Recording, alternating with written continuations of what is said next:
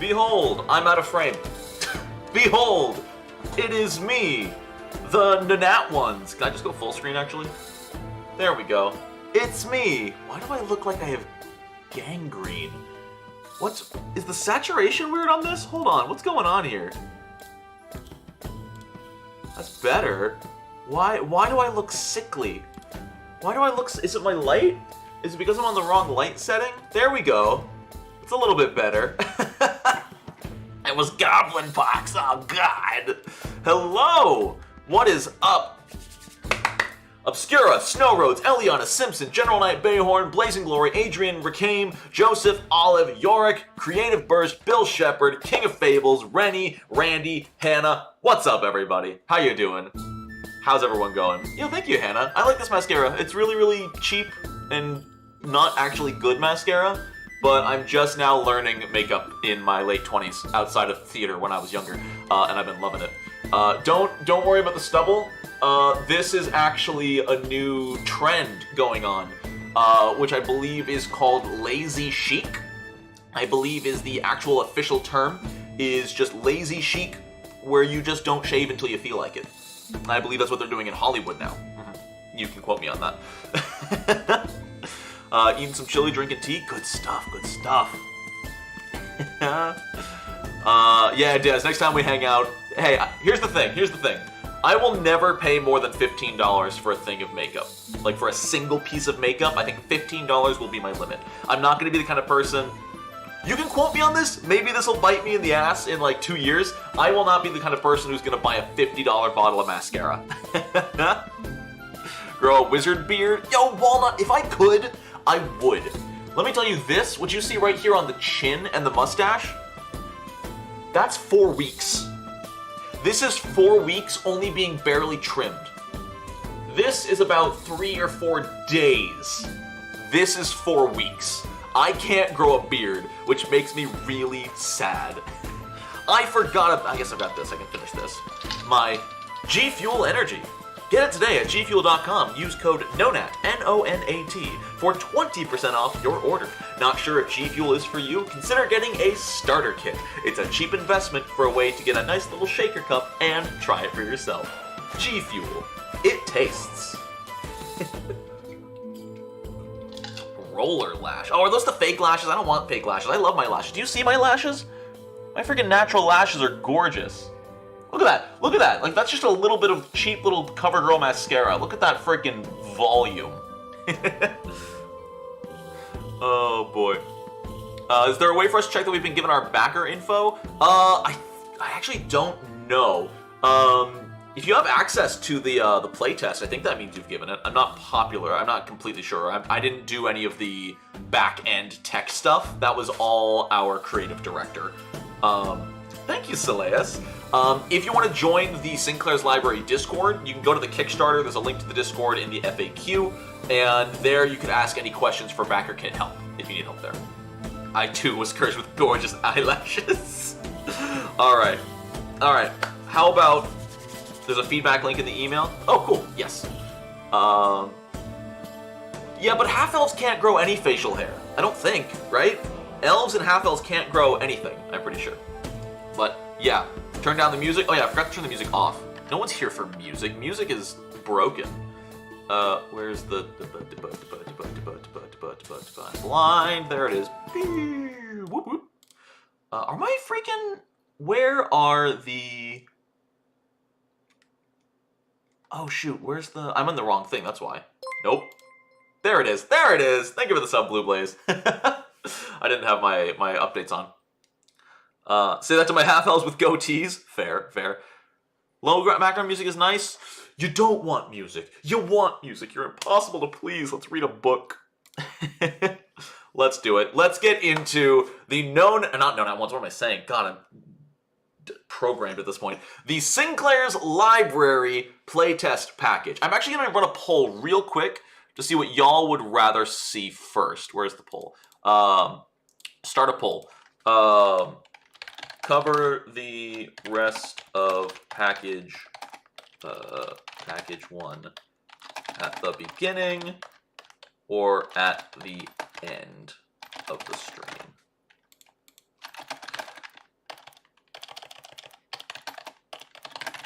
All right. I want to know what y'all want. Do you want me to start with the... Because if you don't remember, those of you who weren't here last time, there was some really, really emergency tragic news that pulled me out of the stream when we were halfway through package 1. So I didn't get to finish it, and I promised I would. But we're also here to review package 2 today. So do you want to start by reviewing the rest of package 1 and then move into package 2, or start with package 2, finish that, and then go back to package 1? I'm curious to hear from y'all. More Rock Rasu? I think we pretty much finished the Chronags. Crafting rules from vaults? Not today, Rufy. Soon, though. Soon. Half now, half later. To just make it as complicated and impossible to follow. What is the rest of package 1? The rest of package 1, for those of you who are curious, it is the Vitamancer archetype, Spellslinger Magus subclass, and Acer Eidolon and the Last Stand system. So a few an archetype, a subclass, an Eidolon, and a new subsystem. Let's see. Cooperative Rock Rasu. More waffles. We need cooperative waffles. I wish we had come up with cooperative waffles. I love it. Vitamancer works for GNC. I believe they actually make G Fuel. Those sound too interesting to wait. All right, we got 7. Hold on, one more. Okay, 69 votes. End the poll. No! I was so close. I was so close to hitting complete at 69 votes. But one of you voted 70. Whoever was number 70, you're banned. But I'll never know who you were. All right. We're going to go with covering the rest of this one. So, we are going to cover the rest of package number 1. Starting with Vitamancer, which I want to preface Vitamancer. And it's only for you to keep in mind as we cover this. This is made in context with some other content of Sinclair's library in mind. On its own, Vitamancer might feel niche and a little bit too situational. There will be other parts of the almanac that makes Vitamancy more useful. So, throughout history, various practitioners of magic have sought means to transcend the bounds of their own limited casting, and some have succeeded, though at a cost. A Vitamancer drains their own life force, both physically and metaphysically, to power their magic. Though the earliest forms of this practice was known as hemomancy, or blood magic, the practice has since evolved to include modifications that allow any sufficiently practiced mage to unleash their power at a cost. And I love that our artist used a freaking automaton as like artistic rendition to show that you don't need blood to use Vitamancy. As long as you have some kind of life-powering essence, Vitamancy uses that. So this is an android, like, cutting through their own, like, power supply to activate it. Our artists are absolutely mind-blowing. Vitamancy is a special type of action reserved to practitioners of the lost art. To use an action with the Vitamancy trait, you must spend hit points equal to triple your level. This is referred to as your Vitamancy cost and cannot be mitigated.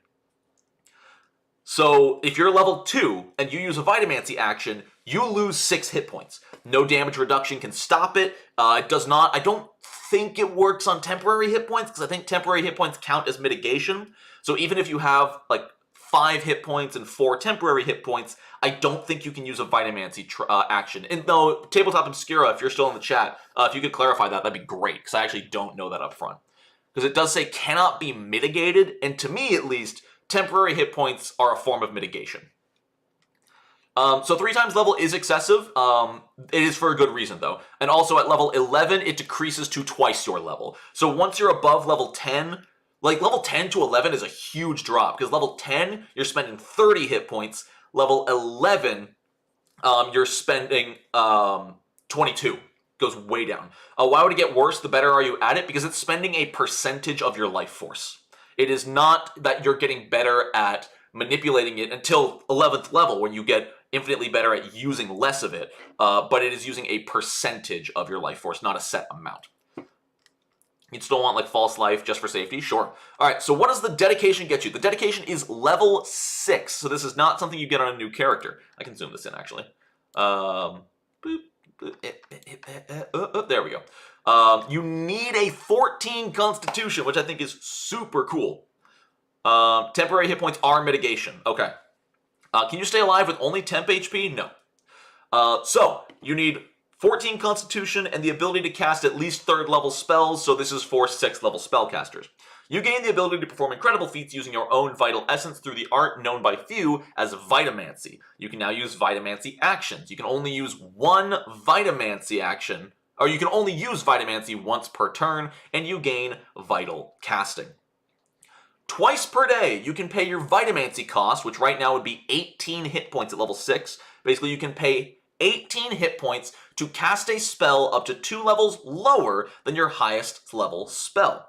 If you are a prepared caster, you need to have the spell prepared. If you're spontaneous, it needs to be in your repertoire. Spells this way do not consume a spell slot. So basically, right at level 6, you can spend 18 hit points for a free 1st level spell. You may choose to cast a spell using Vital Casting at a lower level than you prepared it, or know it in your spell repertoire. That's kind of cool. So if it's in your spell repertoire as a... For example, if you're a sorcerer, arcane sorcerer, and you have magic missile only at 3rd level, you can actually vital cast it at 1st level, even if it's not in your repertoire.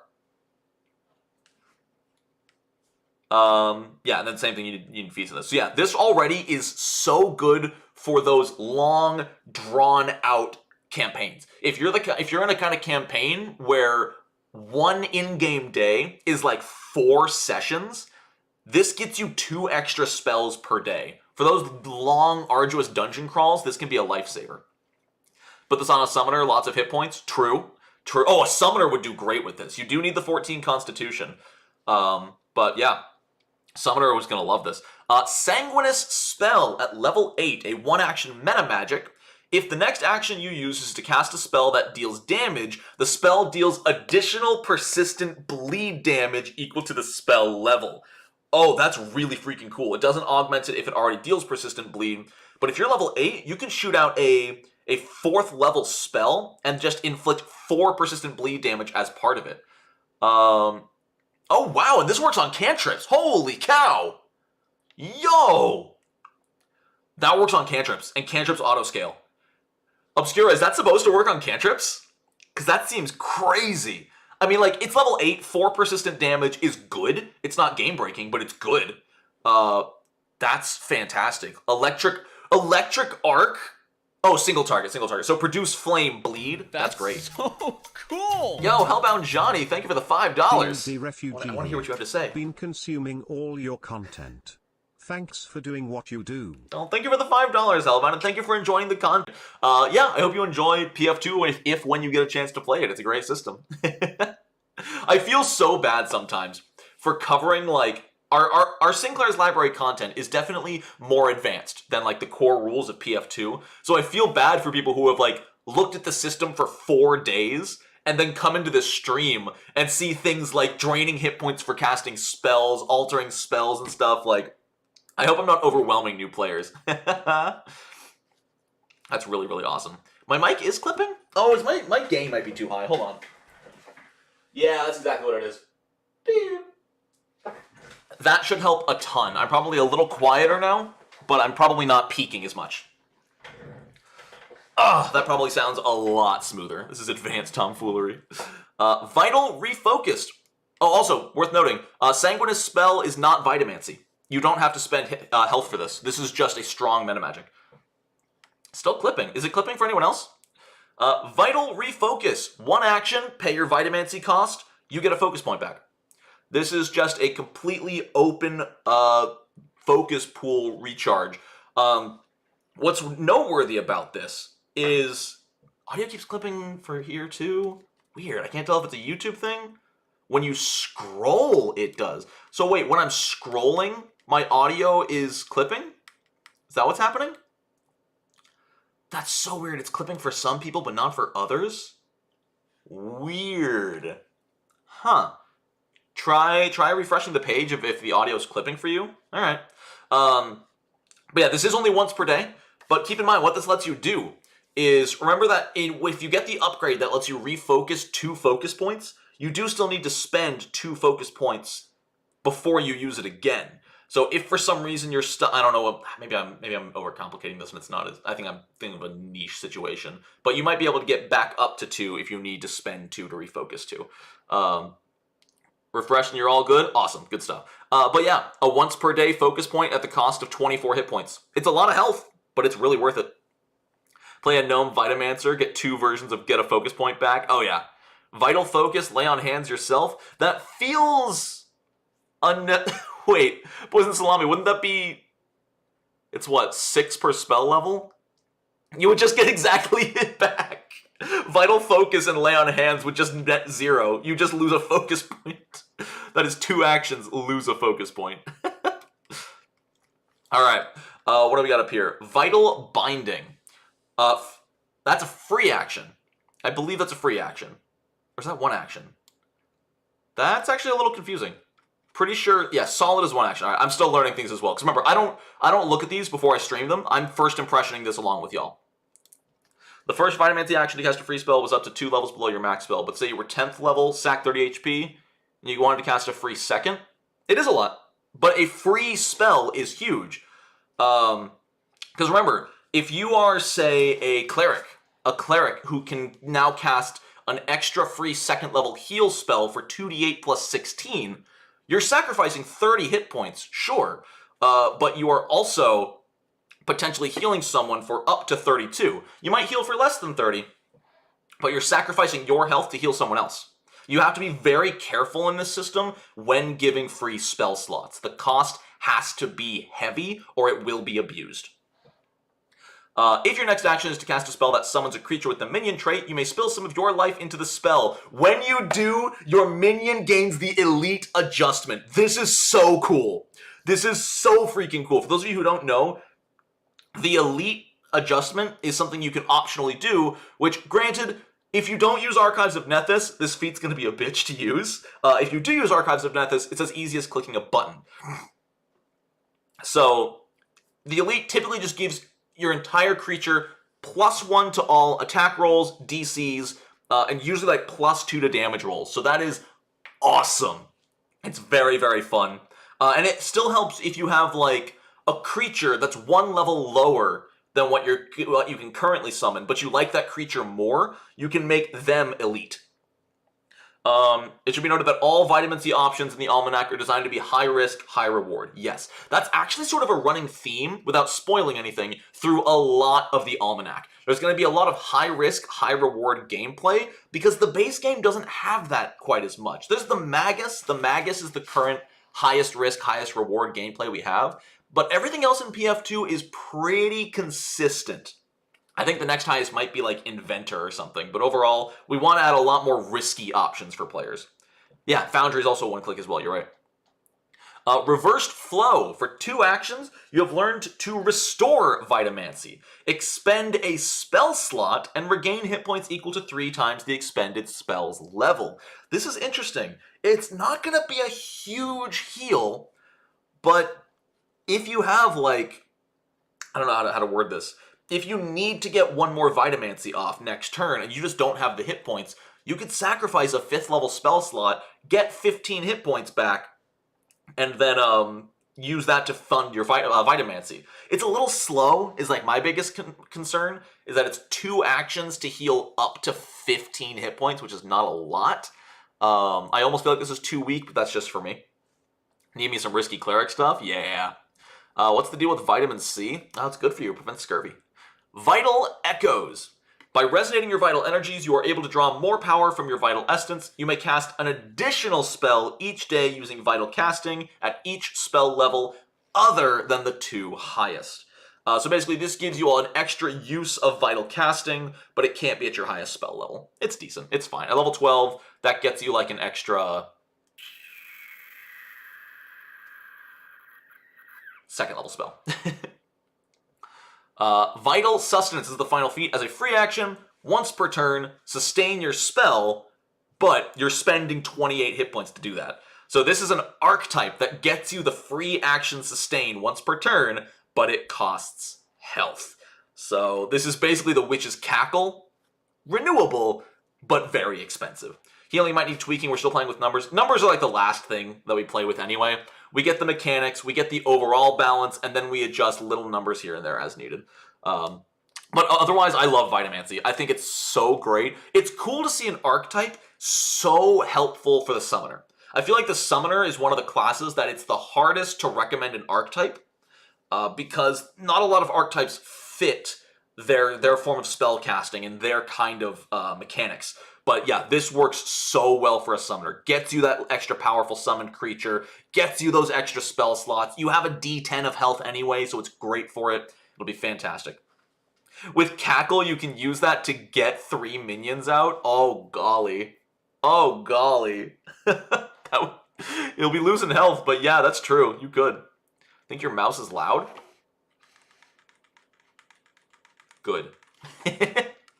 All right, what's next? All right, this is the one I've been so excited for. I have not read this one yet. New Magus Hybrid Study. The following hybrid study is available to Magi, in addition to those found in Secrets of Magic. The Goliath Stone Hybrid Study. You know how to hold your ground, keeping spell and sling ready and refusing to budge against the mightiest of foes. When you use Spell Strike, you can make a ranged strike with a simple sling as long as the target is within the first range increment of your sling. That's right, this is a ranged Magus subclass specifically for slings. David maxing. You can deliver the spell even if its range is shorter than the range increment of your sling. When you enter Arcane Cascade, and at the start of each of your turns while in that stance, if you have taken no actions with the move trait since the start of your last turn, the range of your sling increases by 10 feet. And you gain resistance 1 to all damage. This entire subclass is about hunkering down and just slinging without moving. The longer you don't move, the longer your range and the higher your resistance. It's great. With weapon specialization becomes 15 feet, and with greater weapon specialization it becomes 20 feet, as well as resistance 2 and 3 combined. Does this work on some halfling weapons? Is the sling staff simple? Hold on. Oh, the halfling sling staff is martial. This does not work with the halfling sling staff. That's sad, but it makes sense. That would be kind of busted. Because unfortunately the halfling sling staff is martial and it specifically says a simple sling. That would have been kind of busted, not gonna lie. I don't know, is there anything besides just the sling that's a simple sling? Sling group. What else counts as a simple sling? That's not simple. I think that's it. Unless yeah, no, just the sling is the only simple sling right now. Does the range boost stack with itself? No, so it only goes up once. It doesn't keep growing every turn, but it'll go up by 10, and then it gets a little bit farther when you have weapon specialization and greater weapon specialization. Yeah, there's no support for slings right now. There's almost no reason to use one. That's what we wanted to fix. Read and reload for 1 action. You keep an eye on your enemy's weaknesses as your hands put stone to sling. Recall knowledge about 1 creature you can see, learning 1 weakness it has if you succeed, in addition to any information you would gain. Then interact to reload a sling. You put the rock in the sling while studying your target. Simple as that. Is it a, oh, it's a focus? Oh, it's a that's the... Oh, this is the what's it called? There's the special name for their spells. But yeah, recall knowledge focus spell, because this also recharges spell strike. Keep in mind, all hybrid study focus spells recharge your spell strike. So this is a recall knowledge, reload sling, recharge spell strike, which is great because as a reload weapon, that would make spell strike really hard. But now for 3 actions, as long as you have a focus point, you can still reload and spell strike on the same attack. Unconventional weaponry and ancestry feats will make martial weapons simple. True. That's a good point. Yeah, actually, you're totally right. You can make the halfling sling staff simple. You'd have to build super specific for it, but it might be doable. I need to know what kind of verbal stuff is said for this while reloading and staring a target down. I think that's up to you to decide. Can we talk about this artwork, by the way? This good boy kobold just going for it. Got the big book that's bigger than his chest and a giant fancy rock. I love it. New Magus feats. Geode Spell Strike. For 2 actions, your sling stones might not seem like much, but they contain magical potential. Choose Acid, Cold, Electric, or Fire, and make a Spell Strike. Foes adjacent to the target, I'm bad at this, take splash damage equal to 2 plus the extra damage from Arcane Cascade. So you are now turning your Sling Stone into like a mini bomb. They hit and they explode for whatever, if you're level 4, I think that's 3 splash damage of like acid on top of your Spell Strike. That's some insane damage in an area. Fake Kobold, that is technically a D&D Kobold, but remember we're publishing this for both D&D and Pathfinder. And it's also not a D&D Kobold. This is a Sinclair's Kobold, thank you very much. With all the OGL nonsense, I don't want to go calling anything other than Sinclair's. This new way is very similar to Spell Shot, which I'm not sure how I feel about it. Which one? What Spell Shot?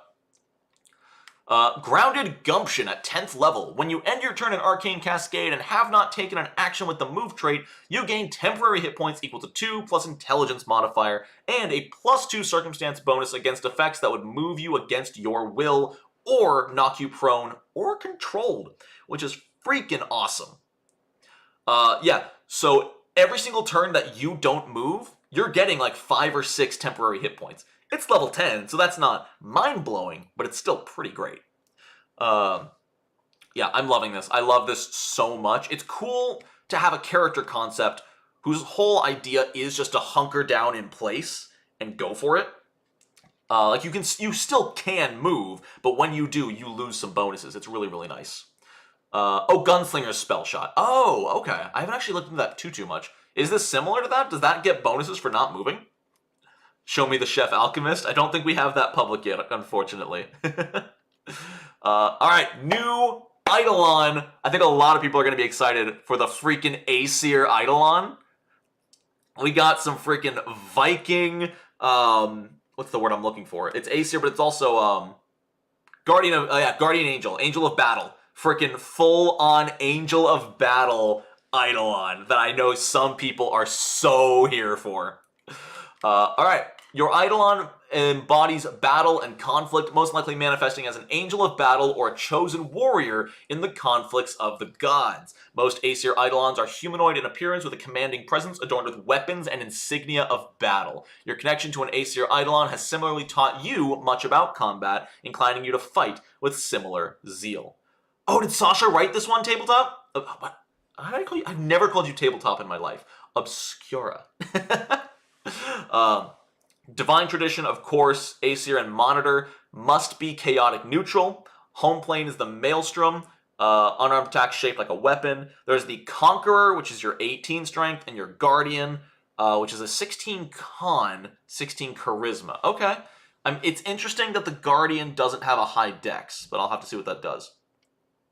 One common language from your home, Intimidation, Religion, and it starts with Instrument of War. Your Eidolon is a spirit of battle, and your bond has taught you much. Choose one weapon group. You are trained in martial weapons of that weapon group. Let's go! When you increase your proficiency with simple weapons, it increases with that martial weapon group as well. You can finally be the summoner with a greatsword, fighting alongside your Acer with a greatsword. You can literally just be like a Viking with a Viking going at combat together. You also gain the Advanced Weaponry Summoner feat, choosing traits for each of your Eidolon's starting melee unarmed attacks. These traits can be different for each unarmed attack. You cannot retrain into another feat. That's a level 1. That's great. That gives the summoner some fighting potential. Get the Viking archetype. Hell yeah, hell yeah. Next one is the Righteous Vindication. Does that say Righteous Vindication? Am I blind? Yeah. Righteous Vindication. As a Guardian Angel of Battle, your Eidolon knows how to keep hordes at bay. You gain the Eidolon's Opportunity feat, and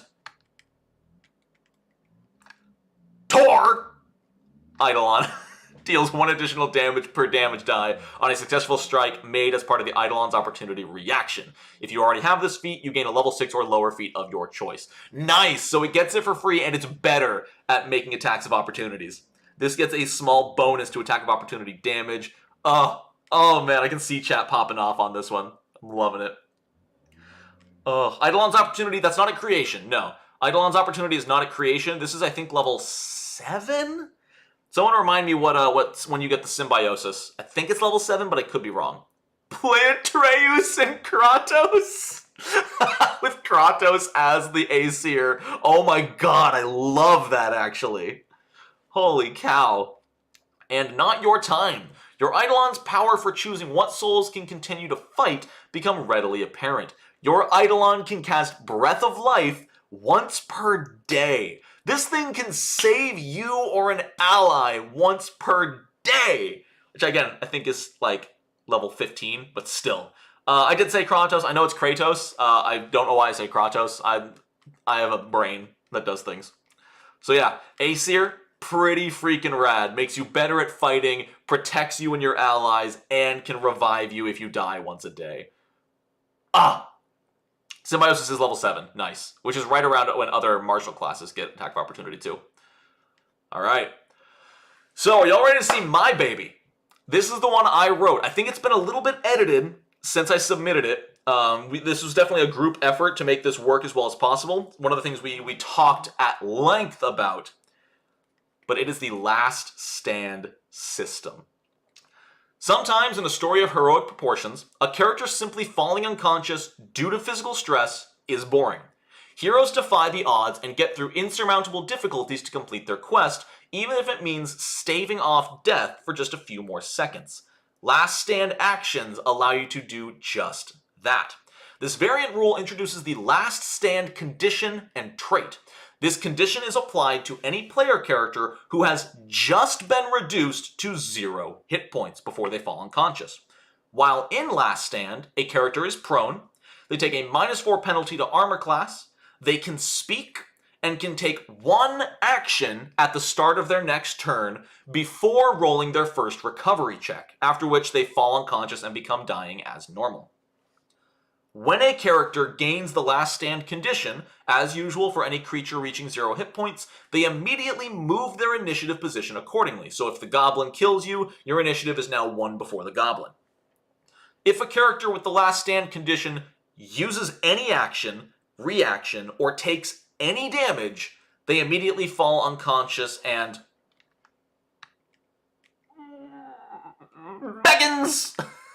begins dying as normal. For any other purpose than the ability to take last stand actions, a character with the last stand condition is considered dying. Let's read the sidebar here. Handling as a GM, characters in last stand are often so wounded they can easily be confused with a dying or dead character at first glance, and most intelligent creatures, unless extremely perceptive, would consider them out of the fight. So we've literally added a sidebar saying, hey, if you're using this variant rule, don't be a jerk and attack the target again just so they can't take the action, you know? They're bleeding out, they're on the ground, and they look out of the fight. We're playtesting typos? That's right, we are. So, while in Last Stand, a character can only use 3 basic actions. Crawl, Seek, and Recall Knowledge. First off, I'm just a fan of being able to crawl, because there is nothing worse than dying in, like, an active flame when you're 5 feet away from what's not on fire, but because you're unconscious instantly, you just burn to death. You take persistent burn damage every turn, you're also burning, which I think is 2 separate things of damage, and you're done. If you fall unconscious in fire, you're done. Just the ability to crawl 5 feet potentially out of the fire is awesome, and a really cool vision. When using the Seek or Recall Knowledge action, the character can share the gathered information with the party as part of the action. What's up, First Last? Class actions. This is where it gets really fun. Every class treats its final moments differently. As such, each class has access to its own unique last stand action. Instead of using one of the listed basic actions, a character can spend a hero point to use its class-specific last stand action. This is something we talked about a lot. We thought about making it free, but then they felt a little bit too powerful, and people would almost look forward to going down so they could use them, so we did make them cost a hero point, because these are pretty damn good. Is there still any way to get Sinclair's? Absolutely. If you go to sinclairslibrary.com, you can pre-order it right now, and get access to the playtest package. Let's go through. Just want to say the layout of this book is gorgeous. Oh, Fu, our layout artist. That was Sean, right, Obscura? Eldritch Dream, Sean did the layout. It's gorgeous. So, let's go through the classes, shall we? Alchemist, 1 action, I think they're all 1 action. Take this.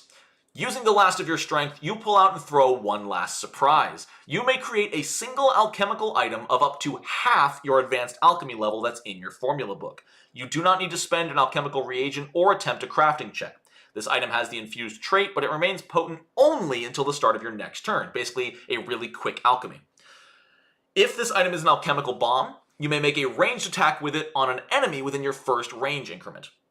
If it is any other type of alchemical item, you may toss it to a nearby ally within 20 feet. Just as you are about to fall unconscious, you slide it across the ground at an ally, or you roll the bomb at an enemy. Super cool. I like how it's limited. They have to be within your first range increment or 20 feet. It's great. It's just 1 last ability to do something as an alchemist. It's great.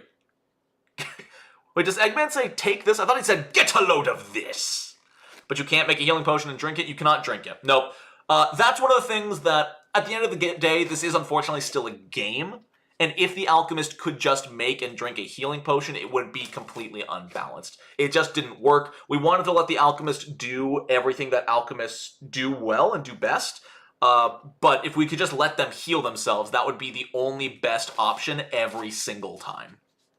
You could make a healing bomb to explode on your... Are there healing bombs? Do they add a healing bomb? Oh, boy. Wound stack simulator, also true. Barbarian, go down swinging. As a reaction, you may be going down, but you're taking them with you. Make a melee strike against a creature. If the strike fails, it deals damage to the creature equal to your rage bonus damage. Even if you miss, you're still hitting them for some damage. Healing Bomb is an additive. Oh yeah, isn't that almost like meta magic? You have to spend extra actions on it. Whereas with Take This, you're creating it as you go down. Yeah, so that wouldn't work. Bard, Dying Crescendo. Utilizing your own ill fate, you give 1 final moving performance. All allies within 60 feet gain a +1 status bonus to attack rolls and armor class until the end of their next turn. Just a really good Inspire Courage for 1 round. Pretty good. Final Defense. As a free action, even at death's door, you will not abandon your allies. You do not fall prone. You can stride up to 15 feet instead of crawling, and you do not take the last stand -4 penalty to armor class. Until the beginning of your next turn, you can use your champion reaction whenever it triggers. As normal with the last stand condition, if you use any action, reaction, or take any damage, you fall unconscious immediately and begin dying. I'm sad the Bard one wasn't called Swan Song. That would have been cute, actually. But yeah, champion is literally, I'm about to die, but I'm still going to protect you. It's great. Reposition yourself. You get 1 last reaction if it happens this turn. Deus Vult, baby. Prayer of Protection for the Cleric. You use your last breath to pray your allies don't share your fate or to wish misery upon your foes. Allies within 60 feet gain a +1 bonus to saving throws until the end of, oh my goodness, your next turn. Or, if you have the harmful font, enemies within 60 feet gain a -1 status penalty. That should be penalty, not penalties, to their saving throws instead. Which some of these might have already been caught. This is still package 1. This has been around for 2 weeks. The bonus increases to +2 at level 11. Will Last Stand apply to companions? What do you mean companions? Like an animal companion? Cleric one just gives me the chills and the feels. Quick suggestion for champions, start up to 15 feet. Ooh, or your speed, whichever is lower. That's actually a really good point, Cameron. We might need to add that. If your character gets into Last Stand and you get healed before going unconscious and dying, do you still gain the wounded condition? Yes. Yep, because it specifically says a character with the Last Stand condition is considered dying. Specifically. Druid's Resilient, or Nature's Resilience for the Druid. Calling on Nature's Protection, you temporarily thicken the skin of your allies. All allies within 30 feet gain resistance 1 to bludgeoning, piercing, and slashing damage for 1 round. It increases by 1 at level 7, 13, and 19. Just a nice little bark skin style AoE protection that worked for the Druid. The Druid and the Cleric were the hardest ones to make unique because they can fill a lot of the same roles. Druid especially was kind of tough because Druids are so malleable. They can be physical, they can be magical, they can be offensive, they can be defensive, they can be supportive. And I felt like just damage reduction was the best way to encapsulate, bark skin is one of the spells you think about when you think about a druid. So, fighter, of course, the fighter's reaction is a free attack. And just to really lean into that fighter BS, if the strike is a critical hit, the creature is flat-footed against the next melee strike made against it before the end of your next turn. So with your critical hit that you're going to get because you're a fighter, you set up your ally to get even more accurate. It's just, the fighter goes down, he gonna hit him. You keep teasing me with bipedal Aslan art? Scroll down. Oh, what this? This little thing? I don't know what you're talking about. Me and fighters till the day I die, you know?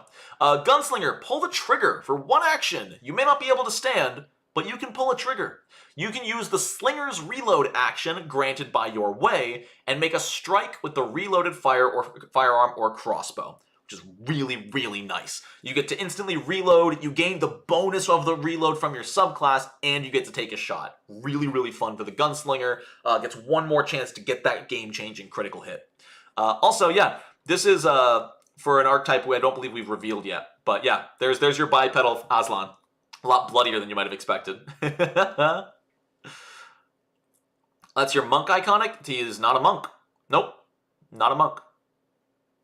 I don't know if people... we've definitely talked about Shaka before. We've definitely talked about Shaka. So I think he's technically a Magus. He is technically a Magus. He's a shifting shadow magic Magus, or laughing shadow Magus. But alright, Inventor. Alright. My favorite. Inventor. Last resort. You always knew this day would come. Initiate self-destruct sequence. Use the explode action. Just as you're down, you pull out and you hit the button, and you go boom. It just fits so perfectly in theme with the Inventor. Just full on, I'm done, bye-bye. Investigator, hit them there. Wait, that's... I'm guessing this has already been caught, because it's been around for 2 weeks. Because if your Investigator needs to be an Arcane Cascade, you might have some troubles. Is that instant death? No, because the Inventor actually doesn't hurt themselves with Explode. Tomadusty, what'd you miss? We're finishing up Package 1 before going into the new Package 2. Don't let your ally make a mistake. Make sure they hit them where it hurts. When you, for one action, use Recall Knowledge on a creature. On a success, an ally of your choice deals an extra 1d6 precision damage against that creature until the end of their next turn. This increases to 2d6 at level 11. If you have already successfully recalled knowledge on this creature, automatically succeed this check. Just a fantastic Muscle way. Magus casts Claw. Yeah, thank you, Jonathan, for the $1. Muscle Magus casts Claw. But yeah, you give an ally your fancy little strategic strike for a turn. Last stand can only be used while dying. Yes, so the first turn you're dying until the end of the first turn you're dying, you gain the last stand condition. Your turn comes up, you can use a last stand action for a hero point, and then you continue dying as normal. Magus can take Cascade Fallout. You must be an Arcane Cascade when you go down. For one action, unable to control the magic from your stance, you released it in a burst of arcane energy. The burst deals 1d4 points of damage with a basic reflex save against your spellcasting DC to all creatures adjacent to you. The damage type is the same as your Arcane Cascade and increases by 1d4 every 2 levels. It's decent. My biggest issue with Cascade Fallout, it's just something we didn't have an answer for, is that it's not useful for a ranged Magus. I mean, it's not useful. If something gets in melee and drops you, it's still useful to deal some damage back.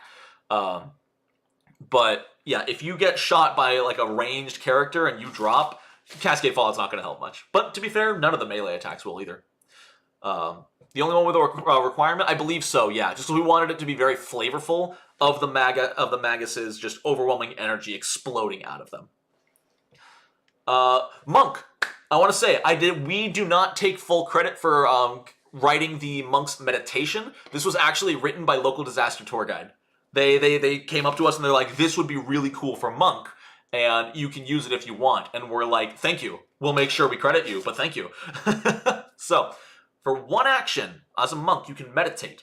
You do not make a recovery check this turn, and your dying value does not change. You do not fall unconscious after using this action. Instead, you can sustain this action each turn with a concentrate action up to 3 turns. You get to just delay your dying condition for 3 rounds. Like 3 full rounds of just stabilizing yourself. I will say, the hard choice here is that it doesn't instantly stabilize you, and you could just spend a hero point to stabilize yourself. But it's always it's going to be a tough decision. It'll depend a lot on how your table treats unconscious characters. It's a really cool action. The hard part is just comparing it to spend a hero point to stabilize. So I don't know. Hard to say which one you would prefer. Ranger, Shared Edge. Yo, thank you for the $5, MJ Ajani. I will let that read out, because the voice to text, text to speech, text to speech. If you get healed since it delays dying, so you're still dying 1, unfortunately. You are still dying 1 even during meditation. Oh, there it is. Thank you, MJ Ajani. Nice job. Thank you. Hey, quick question. When is the due date for the second playtest to report everything we tested on the form? The due date? I don't know. Obscura, do we have a due date, or are the feedbacks always going to be open?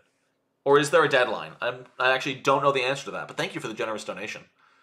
Won't Cascade Fallout hit allies too? It will. It absolutely will hit allies. It's adjacent creatures.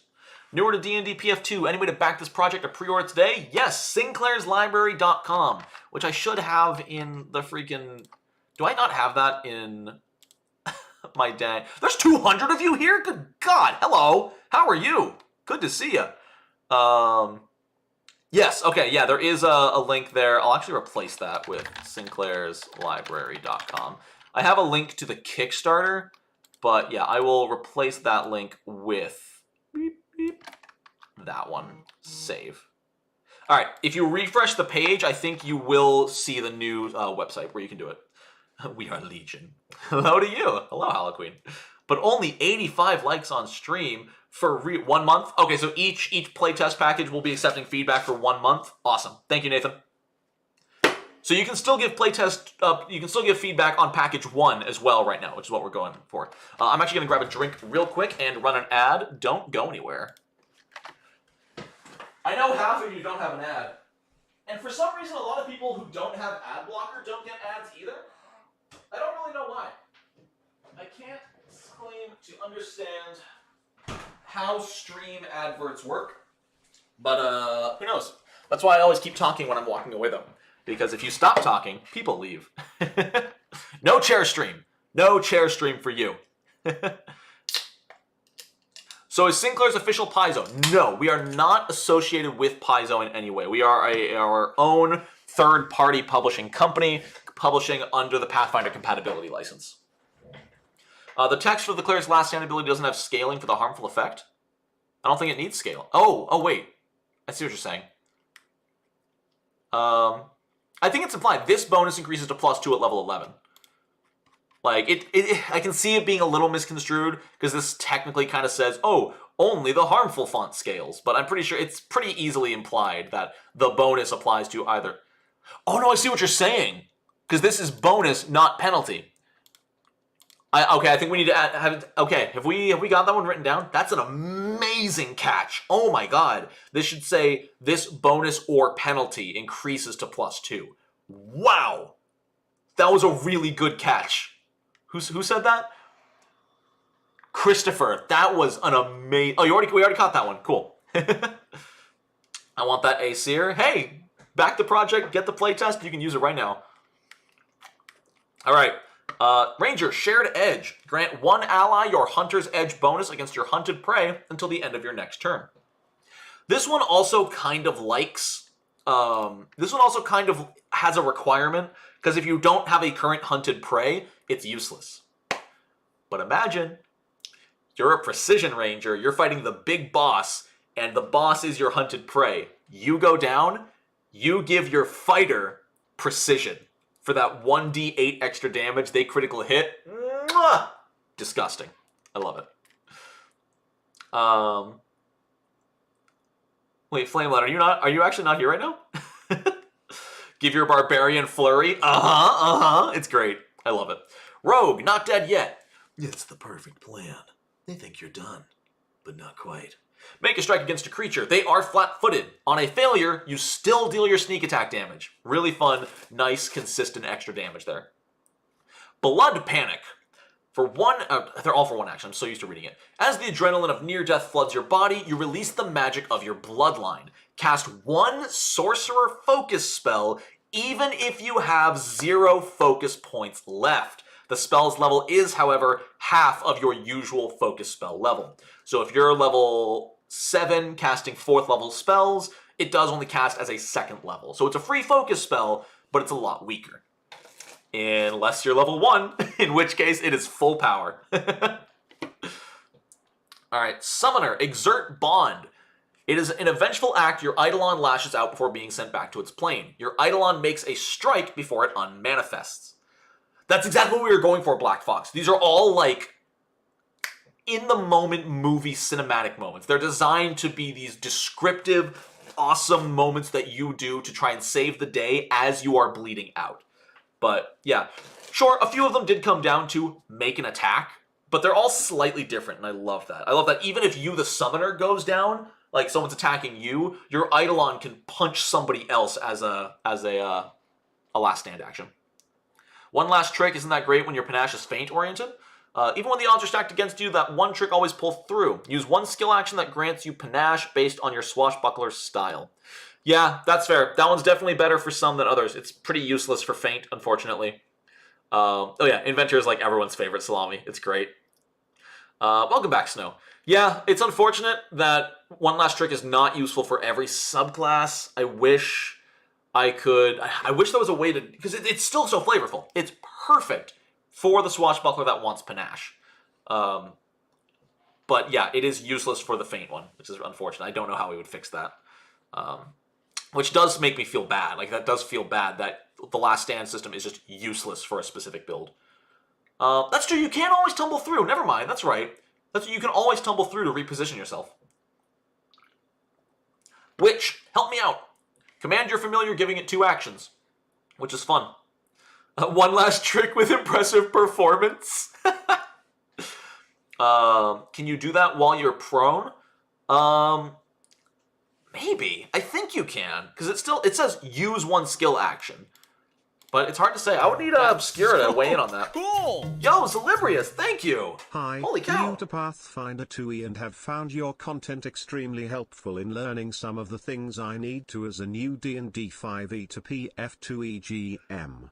I'm looking forward to hopefully seeing more new players /GM videos. I'm hoping to make more players /GM videos. I've got a really cool one coming out Friday. I'm really excited for that one. I'm finally releasing the how to convert your 5e character to Pathfinder 2e. And I think that'll help a lot of those groups coming over who want to play that same character in PF2 and want to convert it as simple as possible. So yeah, I have a lot more player and GM focused videos coming out for people going in that direction. Last stand are all panache if you multi-class. If you have multiple hero points, you can easily use one on meditation. That's true. Sometimes you will have multiple hero points. Yep, so yeah, Witch is nice and simple, just 2 familiar actions. And Arcane Bolt. You're only able to conjure a crude bolt of raw energy, but it can still do some damage. Make a spell attack roll against one creature within 30 feet. On a hit, the target takes force damage equal to your intelligence modifier. At levels 5, 9, 13, and 17, you fire an additional bolt, and you can choose different targets for each bolt. It's a cool one. It's almost like Magic Missile, but it does need to land an attack roll. You think the Witch is worth changing? I like the Witch one. I think it's super thematic. But yeah, I love the Wizard one. It's just shoot out like a bunch of 4 damage bolts. Maybe 5 damage. So General Knight, we have actually run into some issues with the Thaumaturge and Psychic. I think it's currently being fixed, so this problem won't be there forever. Thaumaturge and Psychic, Dark Archive, is not under the compatibility license. Dark Archive is technically not available for third-party developers. It's unfortunate. I think they said they're going to fix that in the future, but because of that and how we started writing this so long ago, we're just not going to be making any thaumaturge or psychic material in this book, but if they change it and they allow third-party publishers to work on them, there will be some in future books. Which one could be used for restorative familiar to instantly heal yourself? That's true. That's fair. Kind of big. Can the adventurer use its last stand if they already failed an unstable check? Obscura or Nathan, can you let me know if the last stand overwrites and overrules certain limitations? Like, if you've already used unstable checks and failed, which says you cannot use unstable actions until you fix it, does that mean you cannot use it? It is... Sorry, that is like not a helpful response. It is affected or it overrules it. Got confirmation it will be fixed. Okay. Alright. Cool. So this, yeah, that's not how it'll look in the exact final product. It'll hopefully make more sense in the final product. That's a good point, though. Are the bolts affected by penalty? I assume not. But if it's a spell attack roll, I guess they technically would. Which sounds really weak. Ooh. It's talking about something else? Okay. Yeah, Arcane Bolt might not... That's rough. That makes it really bad at high levels. The extra bolts are cool, but if they're affected by MAP, then it's not going to work. Doesn't say otherwise, yeah. I think we'd have to add the text there. Use one attack. Oh, I like that, yeah. Yeah. Like, use one attack for the result against all enemies, or your multiple attack penalty doesn't increase until all of these missiles have been shot. Yeah, there's plenty of room. We can add extra text to that. All right, that's package 1. We are now caught up to what we were going to start this stream with for Sinclair's Library, Playtest Package 2. Dark Archive will be added to OGL. Let's go. Oh, well, it'll probably be added to Orc, so we might not get it for months. All right, so we finally finished everything we were doing last time. I'm probably going to skip through some of the NPCs, but I will show off does not override restrictions unless stated otherwise. Cool. So yeah, if you did fail the unstable check, you would not be able to use Last Resort because your thing already exploded and is broken. Are you allowed to talk about how this would function for the 5e compatibility? I mean, right now the work is that the assumption is we're still going to finish... Yeah, if that's hot. We are still going to finish writing it and converting it, and then ideally we will be able to publish it in such a way that it does not need the OGL. It will be 5e compatible, but it will not use anything the OGL states as required, otherwise needing to sign the OGL, so we won't use any SRD. That way we can still give it to you without signing over the ownership of everything in our company. But yeah, so this is an example. Last time, I'll remind people in case they forgot, last time we showed off an example of a Nemesis. When you get a Nemesis, there are 5 Nemesis in the... Nemesis? There are 5 Nemesis NPCs in the codex, which gets you an origin story, a personality, a whole backstory on how they function. For example, she has an empire and how that empire is built, legends about her, a campaign about her, how you would play in the campaign, how you would play as her mercenaries, how you would use her in a sandbox. You get so much. You get like 10 pages finally ending in a stat block for a mercenary, for a Nemesis. A hero is smaller, but still gets a good chunk. You get lore, you get possible story hooks you could use for the heroes, you get some little bit more information beyond who they are, and then you get their stat block. I believe heroes and villains will have the same amount. I believe they're each going to be a two-page spread with a stat block, gorgeous artwork, a page of lore, a page of stats. Down here, we have an example of our traveling encounters, which is usually a group of NPCs. Yeah, V13. In case y'all weren't aware, we're selling 2 books. The Almanac is player options. The Codex is a butt ton of NPCs that you can plug into your game and use. Everything from civilians to world-ending Nemesis. Yeah, like even for these traveling NPCs, we still have a page of information about 9 Lives Terry and why Brutal Crag and Boom Boom Jack accompany him. Like, this is just a random ragtag group of... They're bandits, right?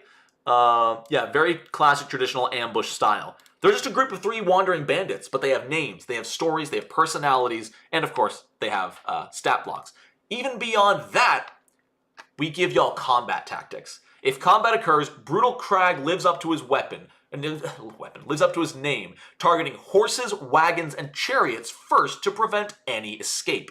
Terry remains at a certain distance, using his blink ability to stay safe and peppering the enemies with spells. Boom Boom Jack follows a very precise routine of throwing a bomb and sneaking away with absolutely no regard for potential friendly fire. If the gang ambushes the party, they will try to avoid killing anyone, instead satisfied with incapacitating and looting them. If the party ambushes Terry and his crew, however, all bets are off, and the 3 bandits will not hesitate for a moment to kill their foes. Like, that's just for 3 bandits. You get all that combat tactics, how they should be played. Obviously, you can ignore it. It's optional. But it's really cool to have an actual paragraph of how to play them, what they should be doing. Really freaking rad. And then on the opposite side of the heroes, we have the villains. First off, we got this Dark Souls looking buddy.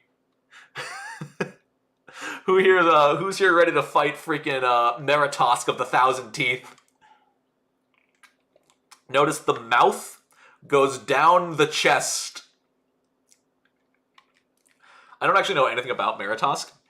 During one of his phases of experiments, Hoonerdell, ooh, who's Hoonerdell? Ooh, that's like a little plug name. What's a Hoonerdell? Was obsessed with the idea of improving dragons.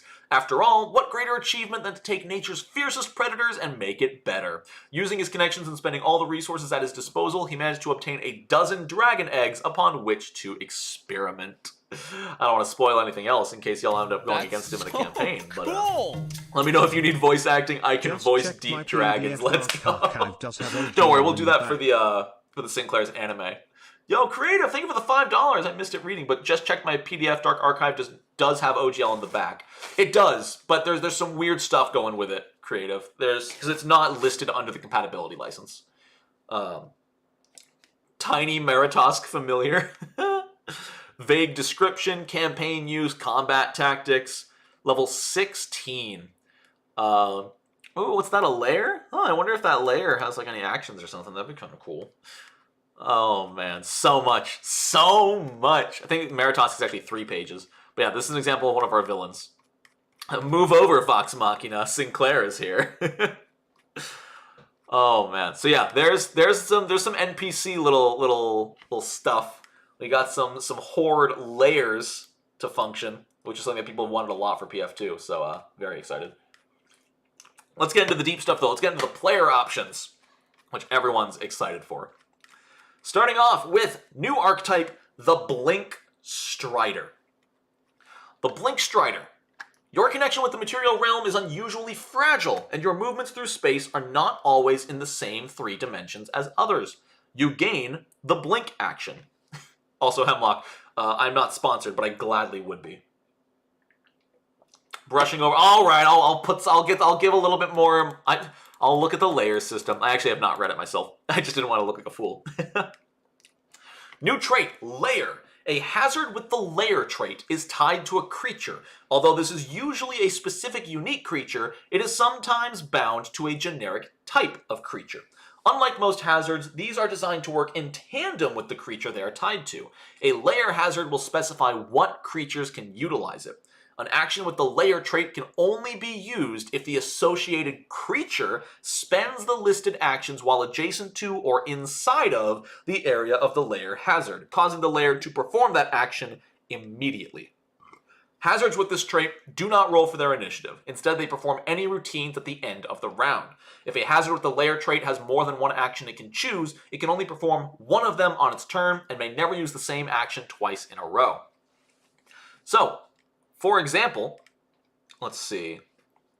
If a creature enters the aberrant horde, then its owner, at this point the aberrant dragon, Meritosk, Meritosk can spend a reaction to have the Lair alert...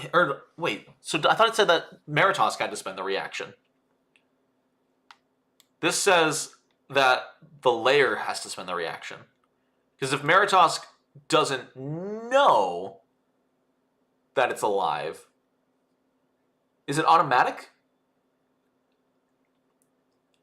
Because the way this is read is that the hazard does not do it itself.